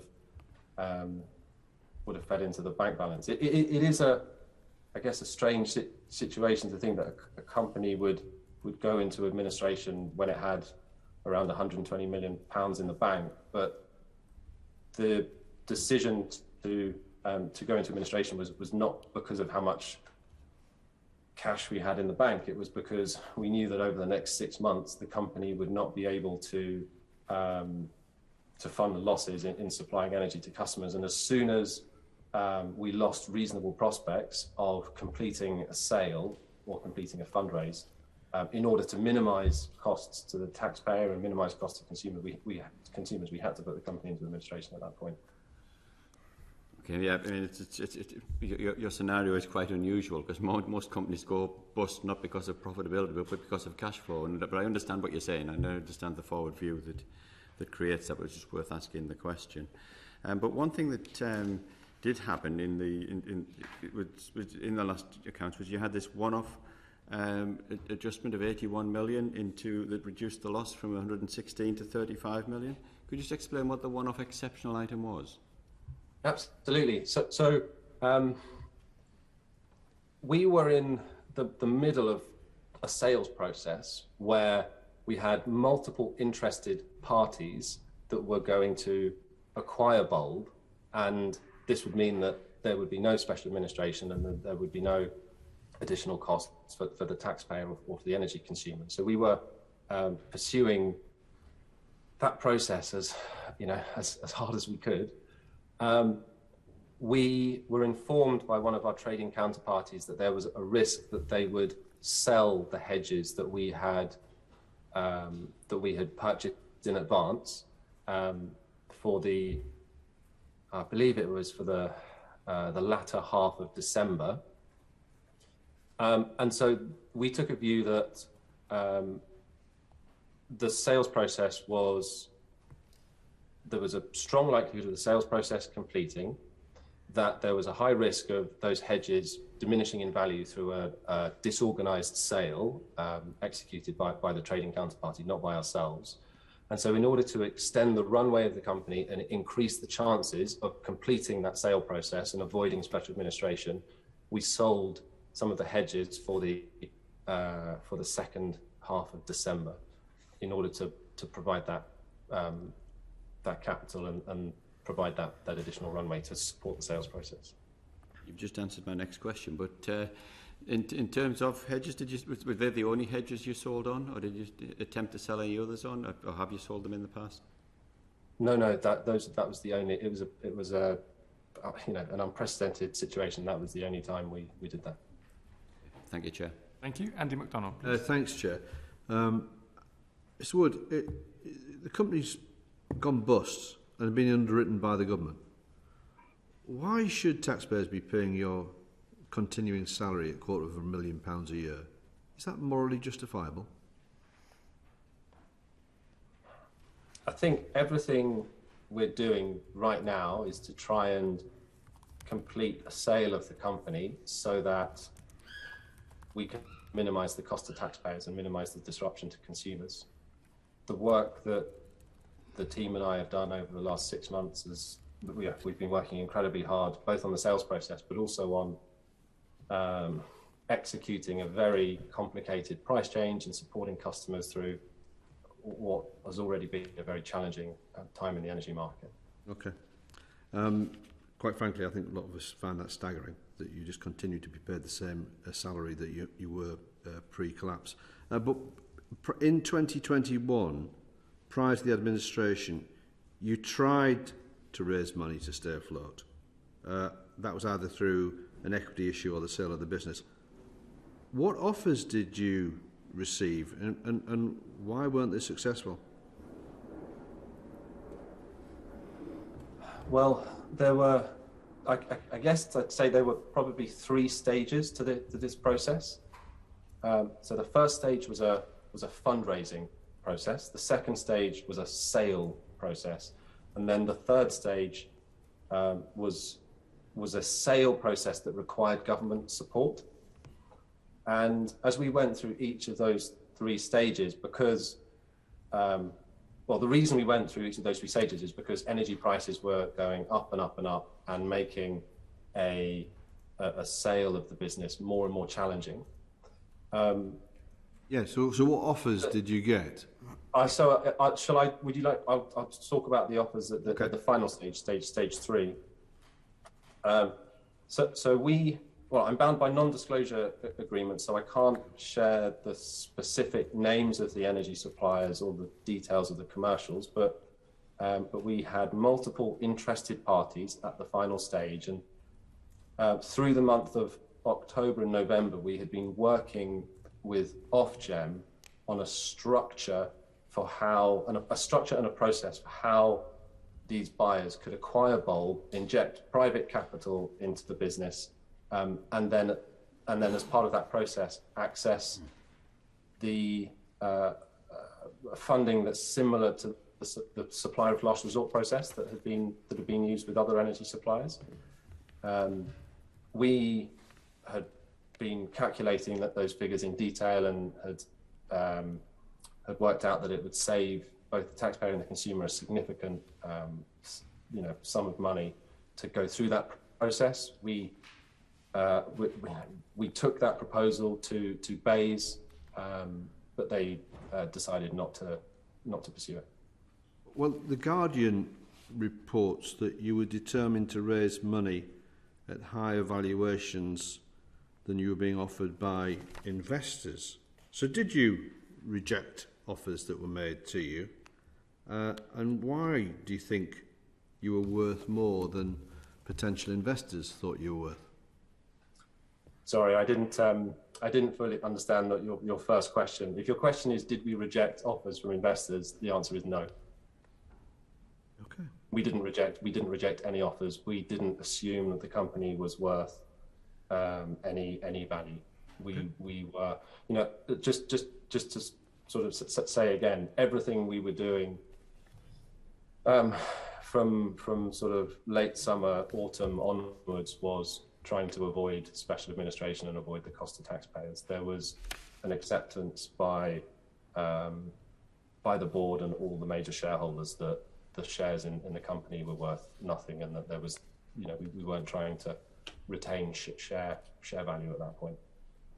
Thank you, Chair. Thank you. Alan Brown, please. Thanks, Chair.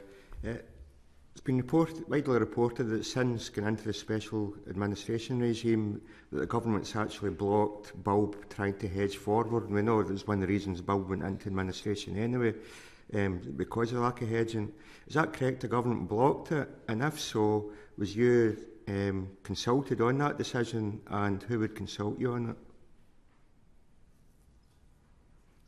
So I want to be as helpful as possible today, but when bulb went into administration, I'm no longer an active director of the company or responsible for the decisions being made by the company. Those decisions are being made by the administrators, and the administrators are making those decisions alongside BEIS, who are providing the funding for special administration.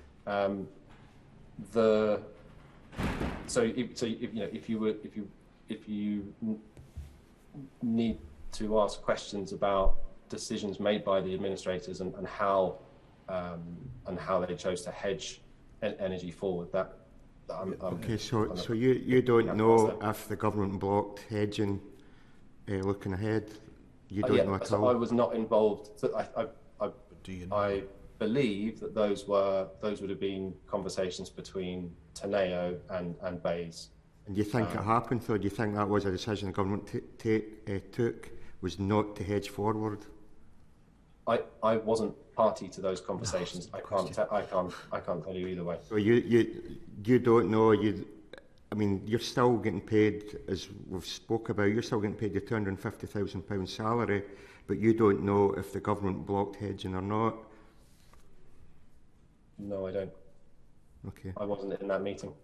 And you think that in this part of this special administration process, if a buyer's to be found for bulb, should there not be hedging forward? Because what incentive is there for somebody to buy bulb if bulb's already failed and there's no hedge and there's no additional assets? Why would somebody buy bulb?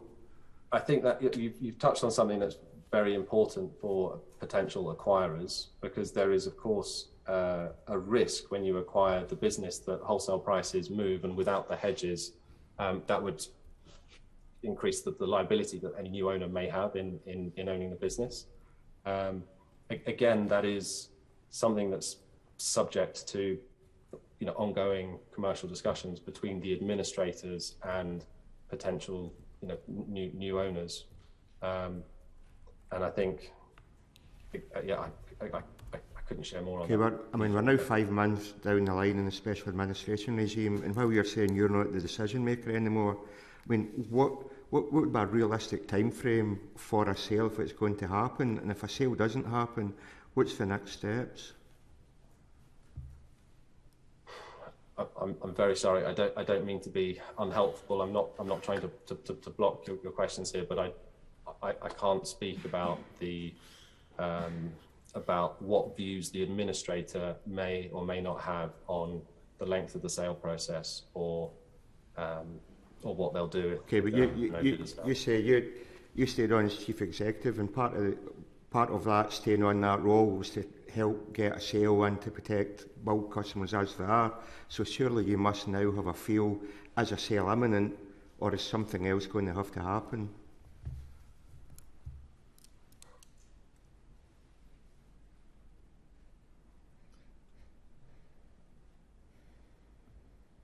If I don't think it's responsible for me to share details of an active sales process that's ongoing right now in a public forum. What we're trying to do is complete the sales process as quickly as possible in order to minimise cost to consumers and cost to taxpayers, and I don't want to do anything that could jeopardise that. Okay, thanks, Chair. Alex Stafford, please. Thank you very much, Chair, and thank you for taking the time to speak to us.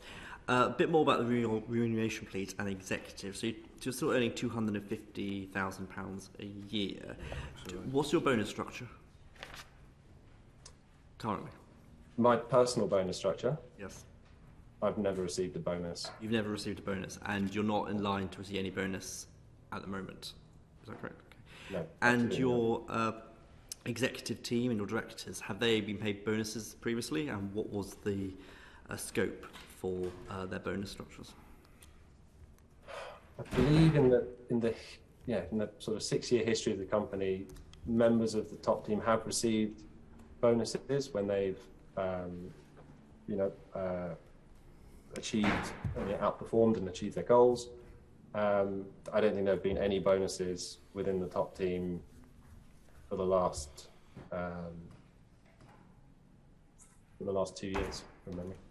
So you're saying those bonuses were linked to performance? Historically, yes. You didn't get a bonus. Isn't that quite odd for a chief executive? Yes, but I chose not to receive one. Was there provision for you to receive a bonus, and frankly you didn't meet your goals, or was there no provision for you to receive a bonus? There was no provision for me to receive a bonus. Okay, I find that quite surprising for such a large company. For that, do you think had you received a bonus, you've actually done a better job? If you were linked to performance, because at the moment you're saying to me that you're getting £250,000 regardless of whether the company does well or does not badly. Where's your incentive? Where was your incentive? Well, my incentive is to try and the reason we started the company was to provide good service to customers, lower their bills, lower their carbon emissions, and right now we want to minimise the cost for taxpayers. Ultimately, you did fail in that because you didn't provide good service to customers because it went under the company. So you failed in that. You failed to reform the company. And for 2 years, you say none of the directors have been receiving bonuses. So surely for 2 years, Bulb has been struggling and woefully underperforming.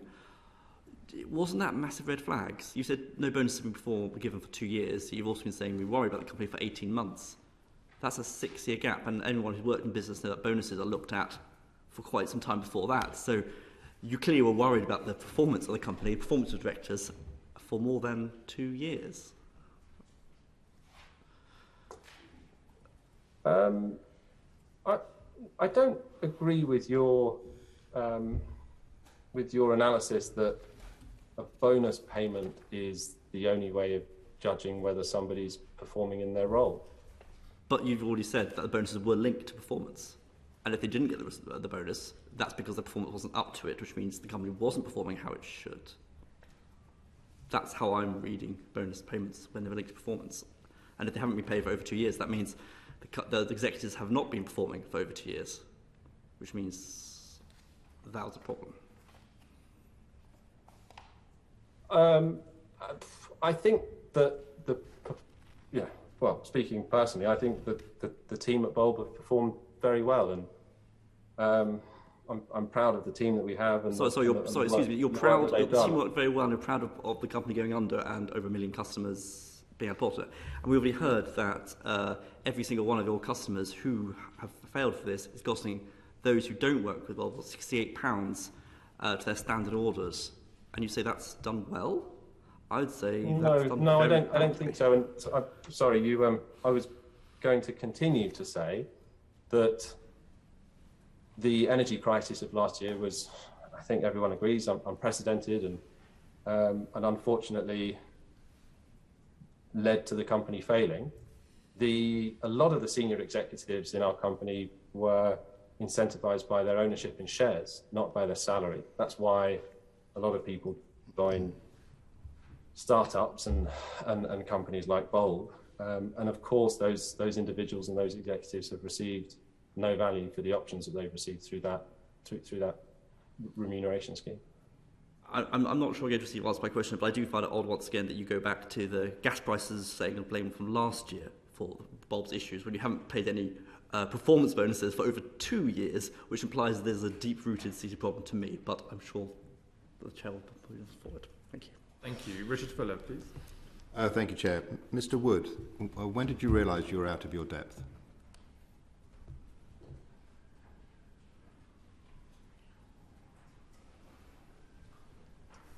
I think we realised in the autumn of last year that it was a very, very challenging time for the company, and that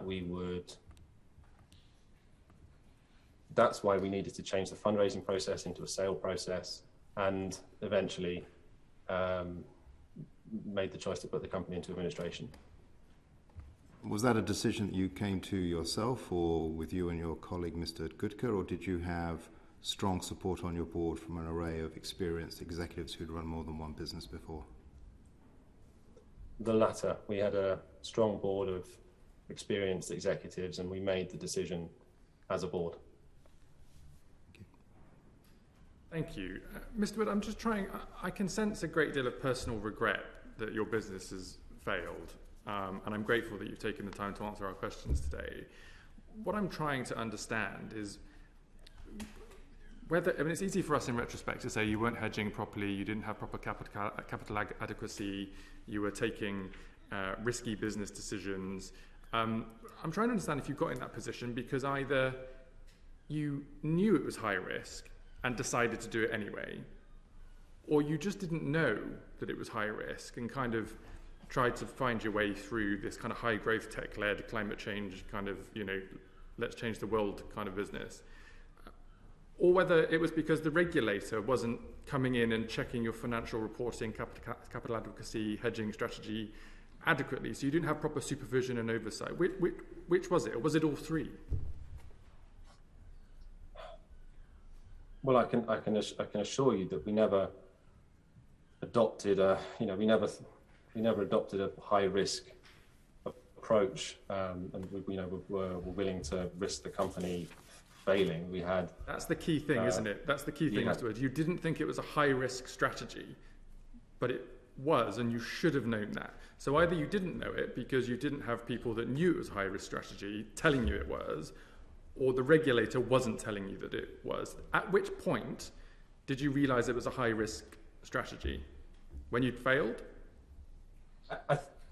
When we went through the global pandemic in 2020, and at that point, Ofgem asked all suppliers to perform.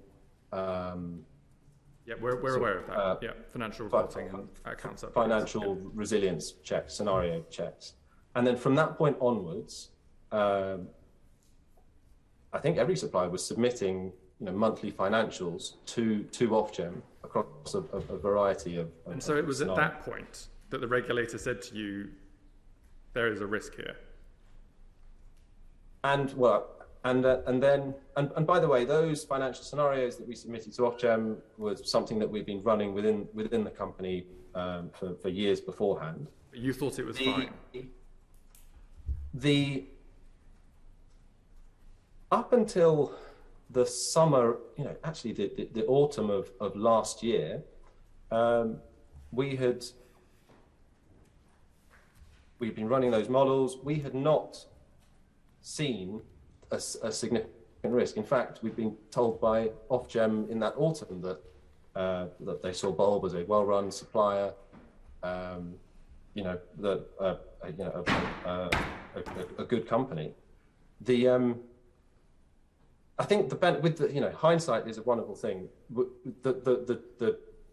With the benefit of hindsight, what we would have done is begin those fundraising conversations sooner, complete a funding round in 2020 during the pandemic, have increased collateral, and be able to hedge out for longer periods of time. But we, that's the key point, isn't it? You didn't have the money to hedge properly to protect your customers, and then you went bust. And the regulator didn't have that discussion with you sooner, and neither you nor your board recognised that as a risk. Ultimately, that's why you failed. And I think those are the lessons that we, from a policy and regulatory perspective, need to learn, as well as you and other people in the sector. You agree with that summary at the end of this session? Yes, I think that's a fair summary. Okay. Mr. Wood, thank you so much for taking the time. We really appreciate it. I know that it's not a comfortable process to go through in front of a select committee, but we're grateful to you. Thank you. We're now moving to our final panel for the day. In person, we've got Jake Brown, who is the CEO of Avro Energy. We'll just let you get comfortable, Mr. Brown. There should be some water and glasses there, should you want some.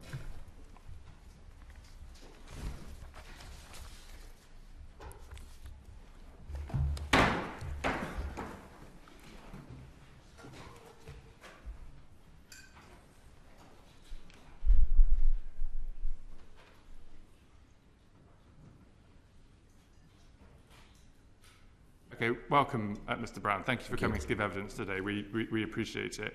You'll have just heard from the closing session there that we're trying to get to an understanding as to why companies like yours and Bulb and many others failed, and ultimately why that's costing bill payers and taxpayers the significant sums of money that they're having to pay today. Yeah. One of the key questions is whether there should have been a stronger fit and proper person test for people wanting to start energy companies.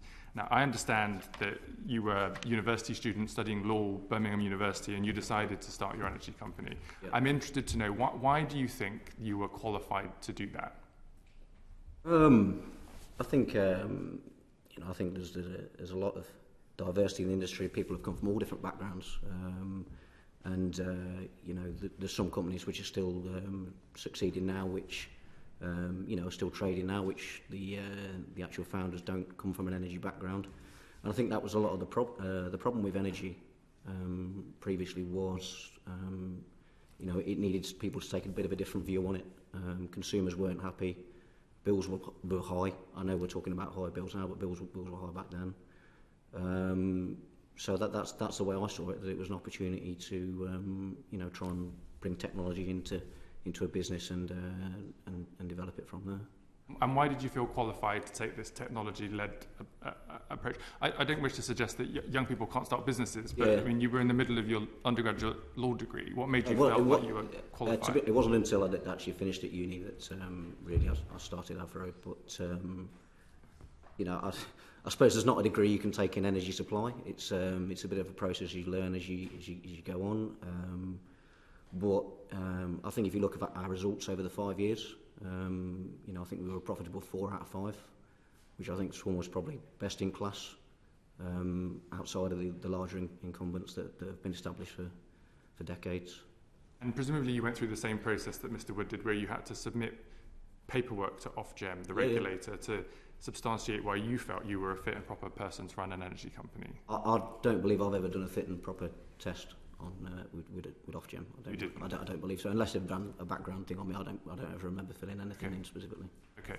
And how much of your own personal capital did you put in to start the business?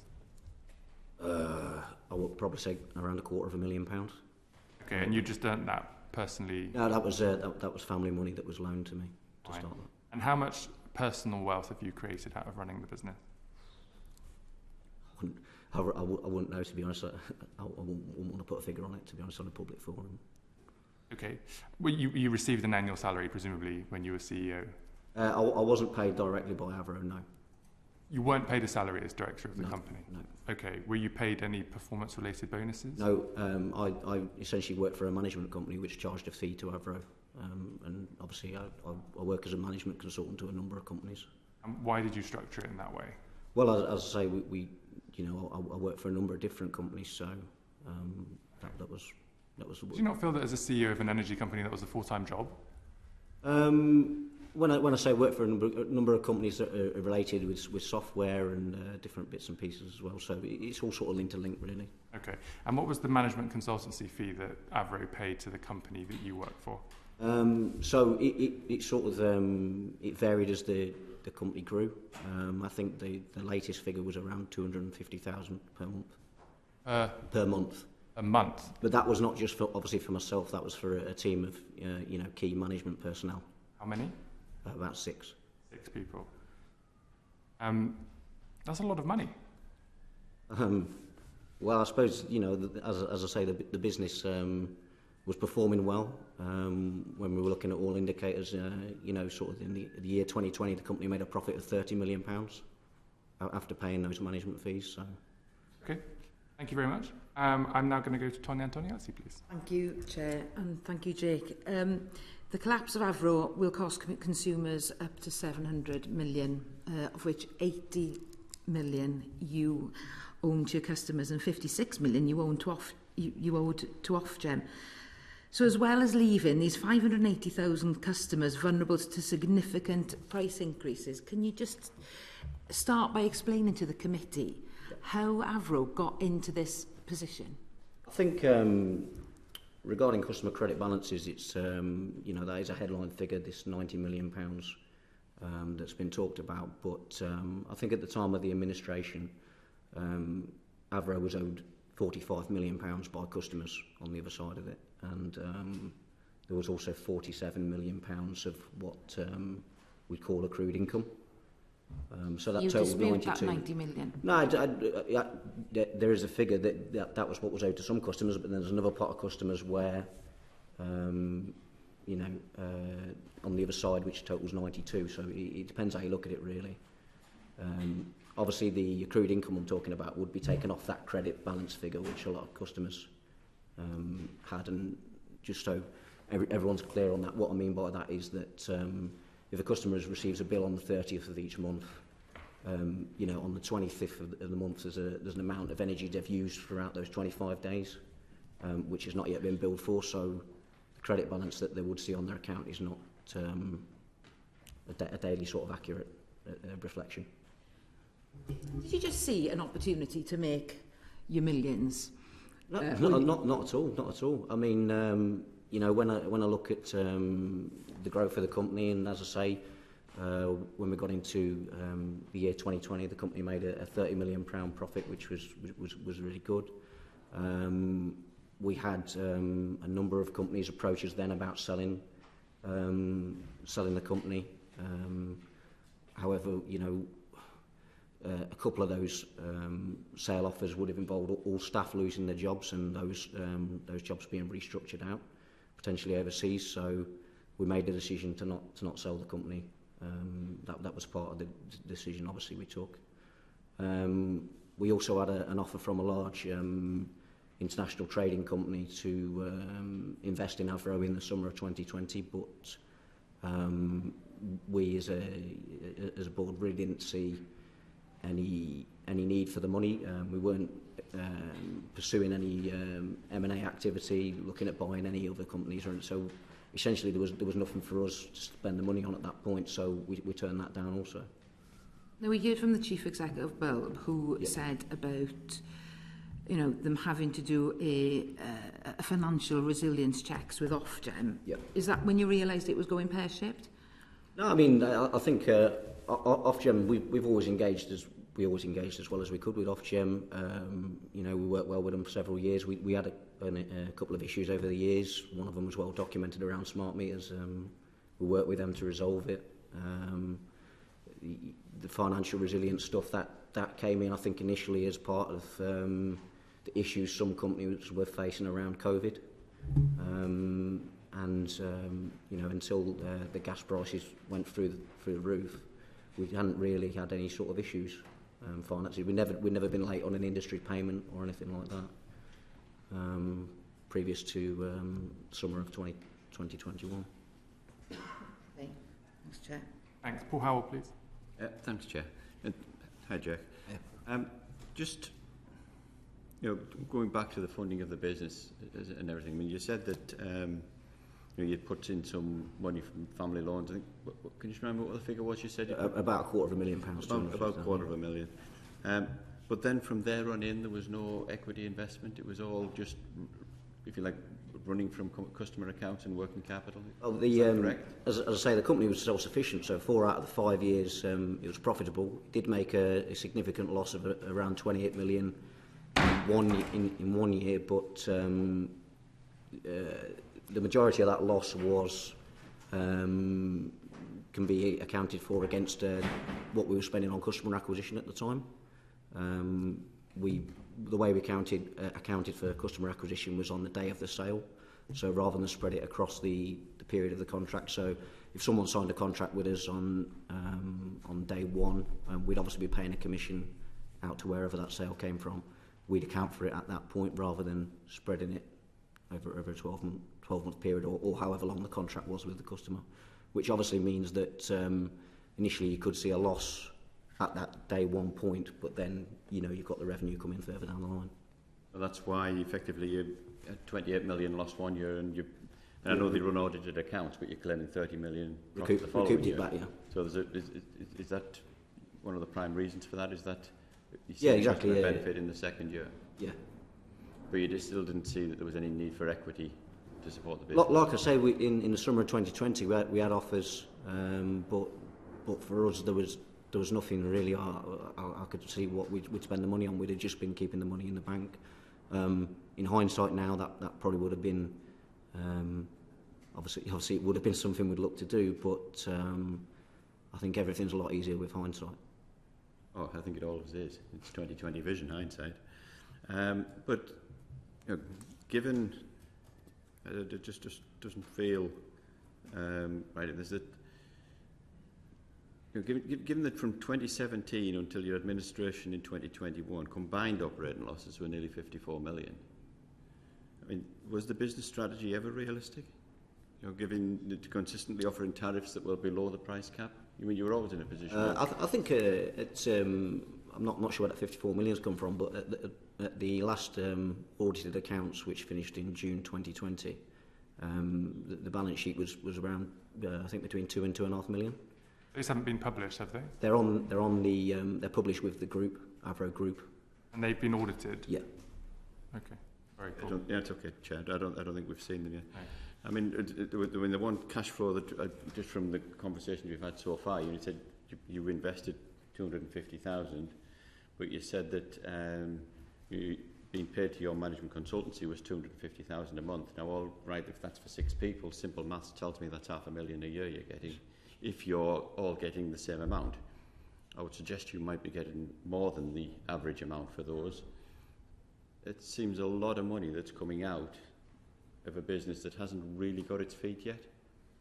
I'd probably disagree with that. I mean, you know, as I say, in 2020... Or the concept? The concept of what you're saying, they hadn't found his feet. I mean, in 2020 it made a profit of £30 million, and, you know, you're paying a management team, you know, sort of £3 million a year. It doesn't seem excessive to me, and it didn't seem excessive to any auditors that have ever looked through the company accounts. I have to say that any business I was in, we like to get more than one swallow before we thought we had a summer that you could pay those sort of money. I mean, not that we paid any of those sort of monies. I find that difficult, Chair, but back to you. I mean, from where we've not seen the 2020 accounts, so we should maybe look at them. But the figure that Mr. Howell referred to, £53.8 million of combined operating losses between 2017 and the latest accounts we've seen are from the published accounts. Mm-hmm. So from our perspective, we're seeing a loss-making business of around £54 million a year. A founder that's injected about if you could let me finish my question. A founder that's injected £250,000 to start up the business, trading off of customer balances to grow the business, and then paying a management company £250,000 a month to run the business. I mean, we look at lots of businesses. That's very unusual. You recognise that, do you? I agree with what you're saying from that point. I mean, I'm not sure where this £54 million figure comes in. I've not. I just told you, we looked at your accounts, and that's the combined operating losses between 2017 and the last set of accounts. Be a carry forward losses, I would guess. Yeah, carry forward losses. I'd have to relook at that because obviously I don't necessarily agree with that. But well, it's in your published accounts, so it's not something you can agree or disagree with. It's what you've in a subsidiary. So it's a subsidiary accounts. Avro Energy for the energy company. Okay, yeah. Yeah, no, we're just talking specifically about the energy company today that's gone bust, which is the thing that lost £54 million. You recognise that figure now, do you? No, I mean, in I think 2019, I think it was, the company lost 28 million, and I think before that it had always been profitable. So I'm not really sure. It was taken from the administrator's reports of your accounts. So you made a £30 million profit in 2020. They might be talking about up until the summer of 2021, which... No, it was quoted up to September 21, is what... Okay, fair enough. Yeah, okay. Basically, it was a significantly loss-making business over a number of years, combined losses. The point here is that energy customers are now having to foot the bill for the fact that your business has gone bust, and you seem to have got on off pretty lightly. I don't think that's the case at all. I mean, it's well documented in the press. I've had my fair share of things. I think.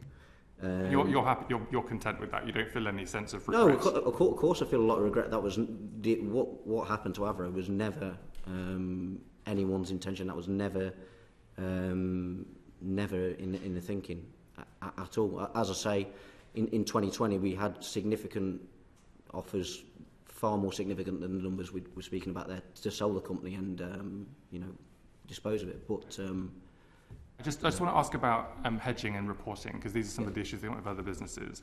So in your 2019 set of accounts, you said that Avro, the energy supply company, operates a hedging strategy to mitigate the risk of wholesale market movements, which we would expect to see. But the administrator's report has said that there was a lack of any hedging instruments in respect of any energy purchases, which left the company then exposed.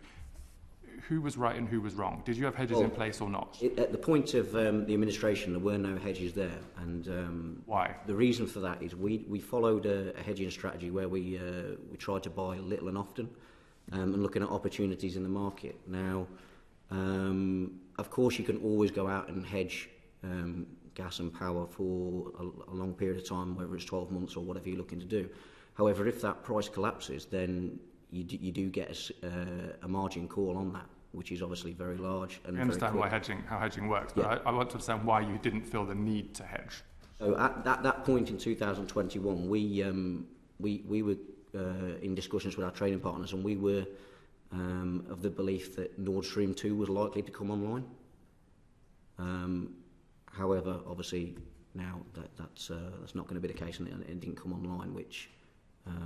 So what I'm saying is we were concerned that Nord Stream 2 was going to come online towards the latter part of 2021, collapse the price, and we'd be faced with a massive margin call which we wouldn't be able to meet. Who was advising you that?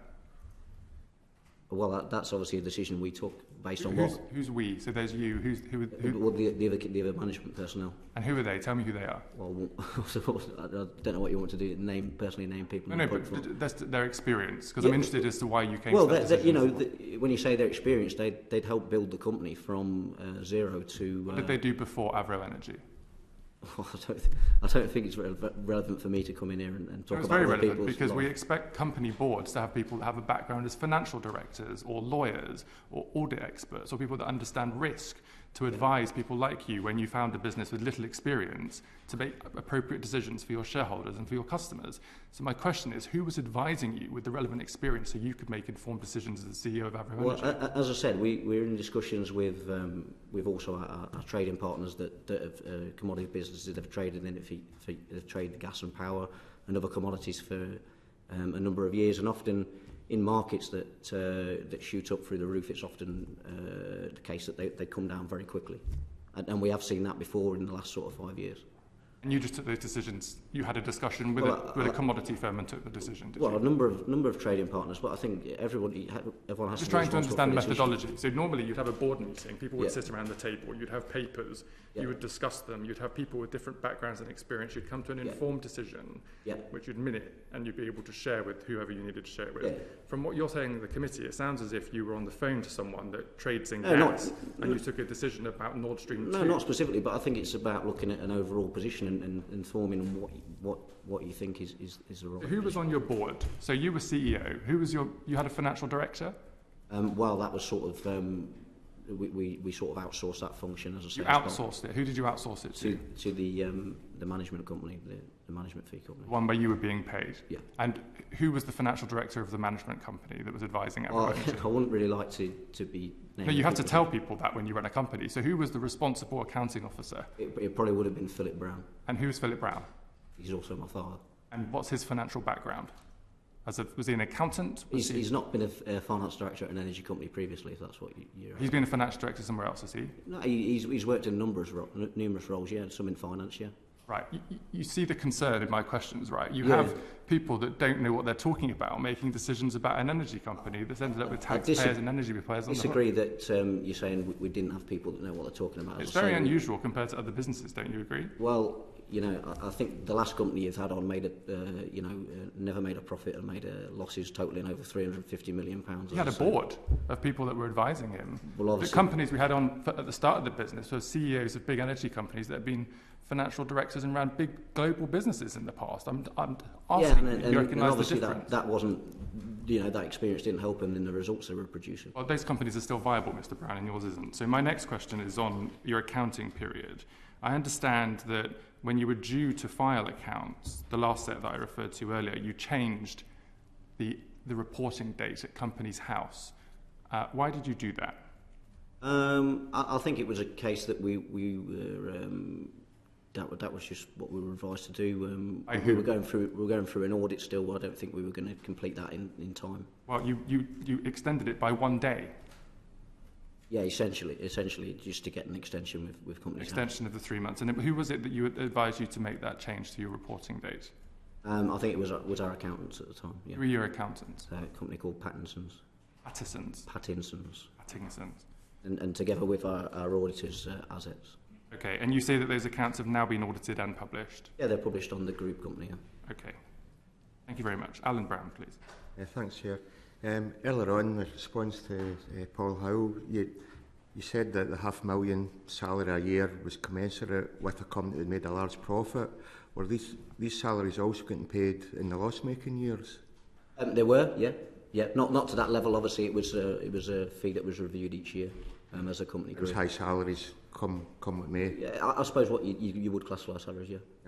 And then also, so in 2018-2019, when Avro made the operating loss of 28.1 million, Avro also paid 2.25 million to Sindito Marketing, a company also owned by you and your father. Avro provided an £830,000 loan to Barclays Swiss, a company owned by you and your father. And alongside these payments, you took £164,000 as loans directly from Avro. So what were these payments for? And how do you think how can these payments be justified when Avro made a significant loss and you've already admitted you're already getting paid a high salary as well? Okay, so obviously we've kind of touched on where that loss came from. That there's a point where when you're going through a big period of customer acquisition, you'll pay a commission up front for that customer. Okay, if we just stick to the payments though. Yeah, sure. So I think we've discussed the management fee one already with Sentido Marketing, I think.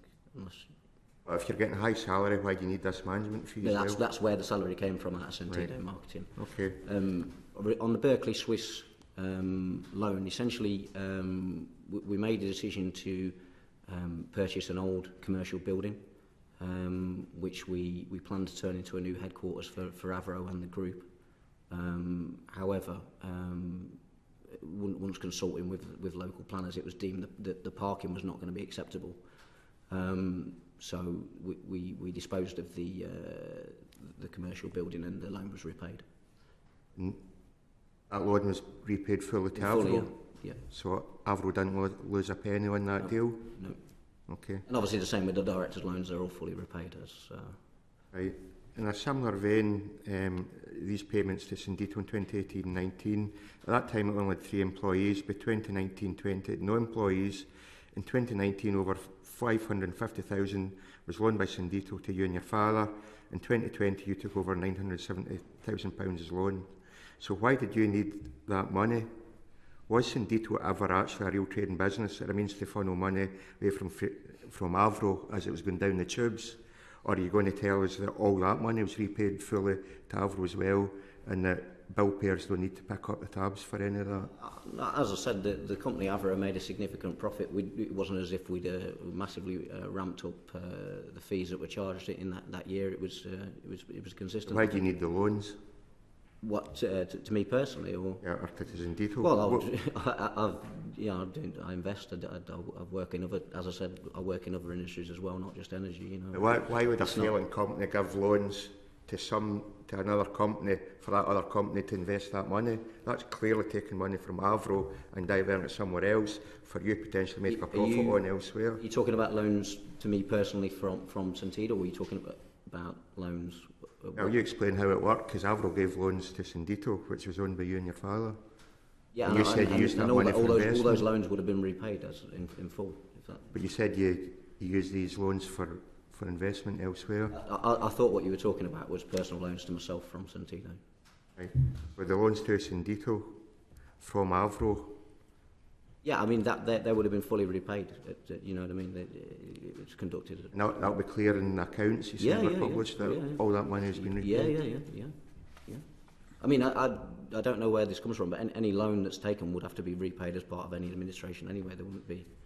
it can be credit. I mean, that could be money owed as a company goes into administration, which is one of the reasons it goes into administration. That wasn't the case. It was fully repaid. Just to be really clear here, again, we've taken these from the accounts that are publicly available. Yep. So you and your father were given personal loans by Sindito Marketing. In 2019, over £530,000. In 2020, over £970,000. Personal loans from Sindito to you and your father. That's correct, right? Yep. If that's what it says, yeah, that's correct, yeah. Why? Well, again, I don't think I need to discuss why I would take a personal loan from a company that's under my control. The reason I'm interested, Mr. Brown, is because normally when a CEO runs an energy company, they're an employee of the energy company. They get paid a salary. They pay tax on their income. They might get a performance-related bonus. That's normally how it works. You've come to us today to say that you'd set up Sindito Marketing as a management consultancy company, which you outsourced the leadership of Avro Energy to. Money was then paid to that company. That company then gave you personal loans, but you're not willing to tell us what those loans were for. Was it for your day-to-day spending, your personal... I just don't think it's necessary for me to comment on that in a public forum, which is, you know, designated to energy pricing. I'm not really sure what relevance that has. Well, it's because it's about financial reporting and risk management, and how the regulator has oversight of energy companies and the use of customers' money. Because ultimately here, you have an energy company that's loss-making. You've used customers' money to pay your management consultancy firm, which has given that money to you as a personal loan. So you have ended up with customers' money, and you're not willing to tell this committee what you spent it on. Well, I don't think it was a loss-making business for you know. I just told you it was based on your accounts. 4 years out of 5, it was profitable. My question is, what are you doing with customers' money? What was Avro doing with customers' money? You personally, Mr. Brown. I have not touched any customers' money. You have. It's in your accounts. Well, I can assure you, I have not touched customers' money. Can I just come back in? What I can't understand, despite asking these questions, is still don't understand why the loan was required and what the money was used for. But then how were you able to access such large sums of money to pay Avro back? And where was as Avro was going down the tubes, why would you be returning loans of £970,000? Well, as I say, what's in it for you to pay that money back? Well, that's not. I wouldn't operate on that basis of not paying it back. I wouldn't do that. And as I say, you could. I'm more than happy for you to contact any administrators at Avro Energy, and I'm sure they'll be. It's not about Avro Energy, Mr. Brown. It's about your company, Sindito Marketing, which has not gone bust. That's where the customer's money has ended up. That's why the question is relevant. I completely disagree with that. But you can't disagree because it's in your accounts. But we'll need to move on because of time. Tonia and Taniasi, please. Thank you, Chair. In June 2021, you were fined £30,000 by Ofgem for repeatedly failing to provide accurate and timely responses to requests for information. Despite this, in September 2021, Ofgem issued Avro with a provisional order to provide financial information which it had originally requested in August 2021. I just want to know why you've shown such a disregard towards your licence conditions and failed to take the regulator's authority seriously. I think that's quite unfair. I mean, you are correct in what you're saying, that we did have a fine for completing RFIs. I think we were a few days late with it. We obviously accepted the fine and paid it. And as I say, there's a lot of energy companies have been subject to fines over the years. That's just it's not that we had any sort of disregard to any regulations or anything like that. It was, you know, we were late. We didn't dispute it, and we agreed. Is that because you weren't invested in the staff to be able to return these information requests? Is there, you know, is it because you just weren't putting the money into the company to get that work done? No, I think it's just, you know, it was poor performance by us, which, you know, I wouldn't disagree with, but... I'll go on to something else which is in a similar vein, which I know you have touched upon, but, you know, energy suppliers have to establish a formal relationship with Citizens Advice. Yeah. And what they told us was that you were incredibly unresponsive. So there's a pattern here. You know, on 10 separate occasions from 2018 to 2021, they raised concerns with Ofgem about your company's potential breaches of licence conditions, and that was as a result of your poor customer service. Why, again, you know, are you so uncooperative, especially with Citizens Advice, and why did you fail to take your customer service seriously? Is it a lack of investment? I think that's quite unfair regarding customer service. We're regularly regarded as one of the top suppliers on Trustpilot. In Which's independent survey, which was released in, I think, February of 21, we finished third. Which, you know, and that's an independent survey which conducts reviews with customers on a whole range across the Energy Board. Regarding Citizens Advice, we always did have a strained relationship with Citizens Advice. I personally felt it was a dysfunctional organisation. I mean, to give you an example, I recall arguing with them for around 2 hours before about whether or not a multimillionaire could afford to pay his energy bill. Those were the sort of things. Just other companies like yours find them dysfunctional, or was it just you? I think you'd probably have to ask them. Okay. And going on to, you know, what you said that it was well documented earlier that your issue over the smart meter rollout was resolved. Now, Octopus Energy supported claims of you rule breaking, basically, because they told us that you were so far behind on the rollout, not giving customers guaranteed standards of performance payments, you know, not properly back billing for customers and taking payments from customers that had never actively switched to Avro. Now, one, I'd like to ask you, how do you respond to these allegations? And two, you did say it was resolved. How did you resolve it? So if I tackle the smart metering part of that first.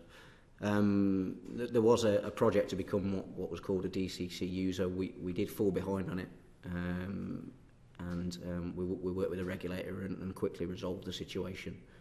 Regarding the smart meter rollout, we worked really hard with a number of partners to roll smart meters out. I think you have to understand that we'd just come through a pandemic as well, where for a number of months it was very difficult to go and visit people's homes and install smart meters for obvious reasons. Somebody came to mine. I regret it now, but there you go. That probably would have been a personal choice, but at the time a lot of people were quite against you know, engineers coming to their house that had maybe visited 5 or 6 other households in the same day, which I think is quite reasonable to understand it in the times. Regarding the allegations of Octopus, personally, I've never known of us deliberately taking a payment off someone that didn't switch. I think there's always issues across, and I think any energy supplier will tell you the same thing, that there's a potential where a switchover has not been complete, or a switch has been completed for the wrong property. There's always potential for those issues to come out. It's not. I don't think it's something that's specific to our firm. Jake, I think it's a massive shame that you didn't sit the fit and proper test with Ofgem. You needed to be more risk averse. What you and your father have done is other people are picking up the cost now. And I think that is such a massive shame. Have you got anything to say to the committee? Well, I think a lot of the costs that have been spoken about are for energy costs going forward, which is essentially subsidising energy below the energy price cap. I don't think the energy price cap was ever designed to protect everyone. For example, in the last 6 months, you will have seen. It doesn't matter who it is, Premier League footballers, top businessmen have been protected by the energy price cap. And I don't think that's what the energy price cap was designed to do. I think it was designed to protect the most vulnerable. So I think in that case, when you look at it, the energy price cap, although it's not the only cause of the whole crisis, but the energy price cap does need to be looked at, and people need to have a serious think whether we're looking to protect vulnerable households that especially need help, or everyone. Okay, I'm afraid we've run out of time, but I'm grateful, Mr. Brown, for you taking the time. I'm afraid I agree with Ms. Antoniazzi that you've pretty much personified the reason that we need to change the regulations. In my view, you should never have been allowed to start an energy company. I find it quite offensive that you've ended up with so much of customers' money, and yet not once have you apologised to your customers for the failure of our energy in this session. Do you want to take this opportunity to do so? 100%. I would take the opportunity to apologise to our customers, the whole of energy customers that are now seeing the costs of the failures. The final thing I would say though as well is that prior to these failures, there was a number of years where the market was dominated by a few small companies who, as has already been mentioned in this session, profited from that and made sure that people were paying. They haven't walked away with their money, Mr. Brown, which is what you've done. Well, they've paid those dividends to shareholders and through. They've protected their customer balances. You took customer money out of the business. I don't think it's comparable. I'm afraid the time is finished. I'm going to call this session to an end. Order. The proceeding has ended.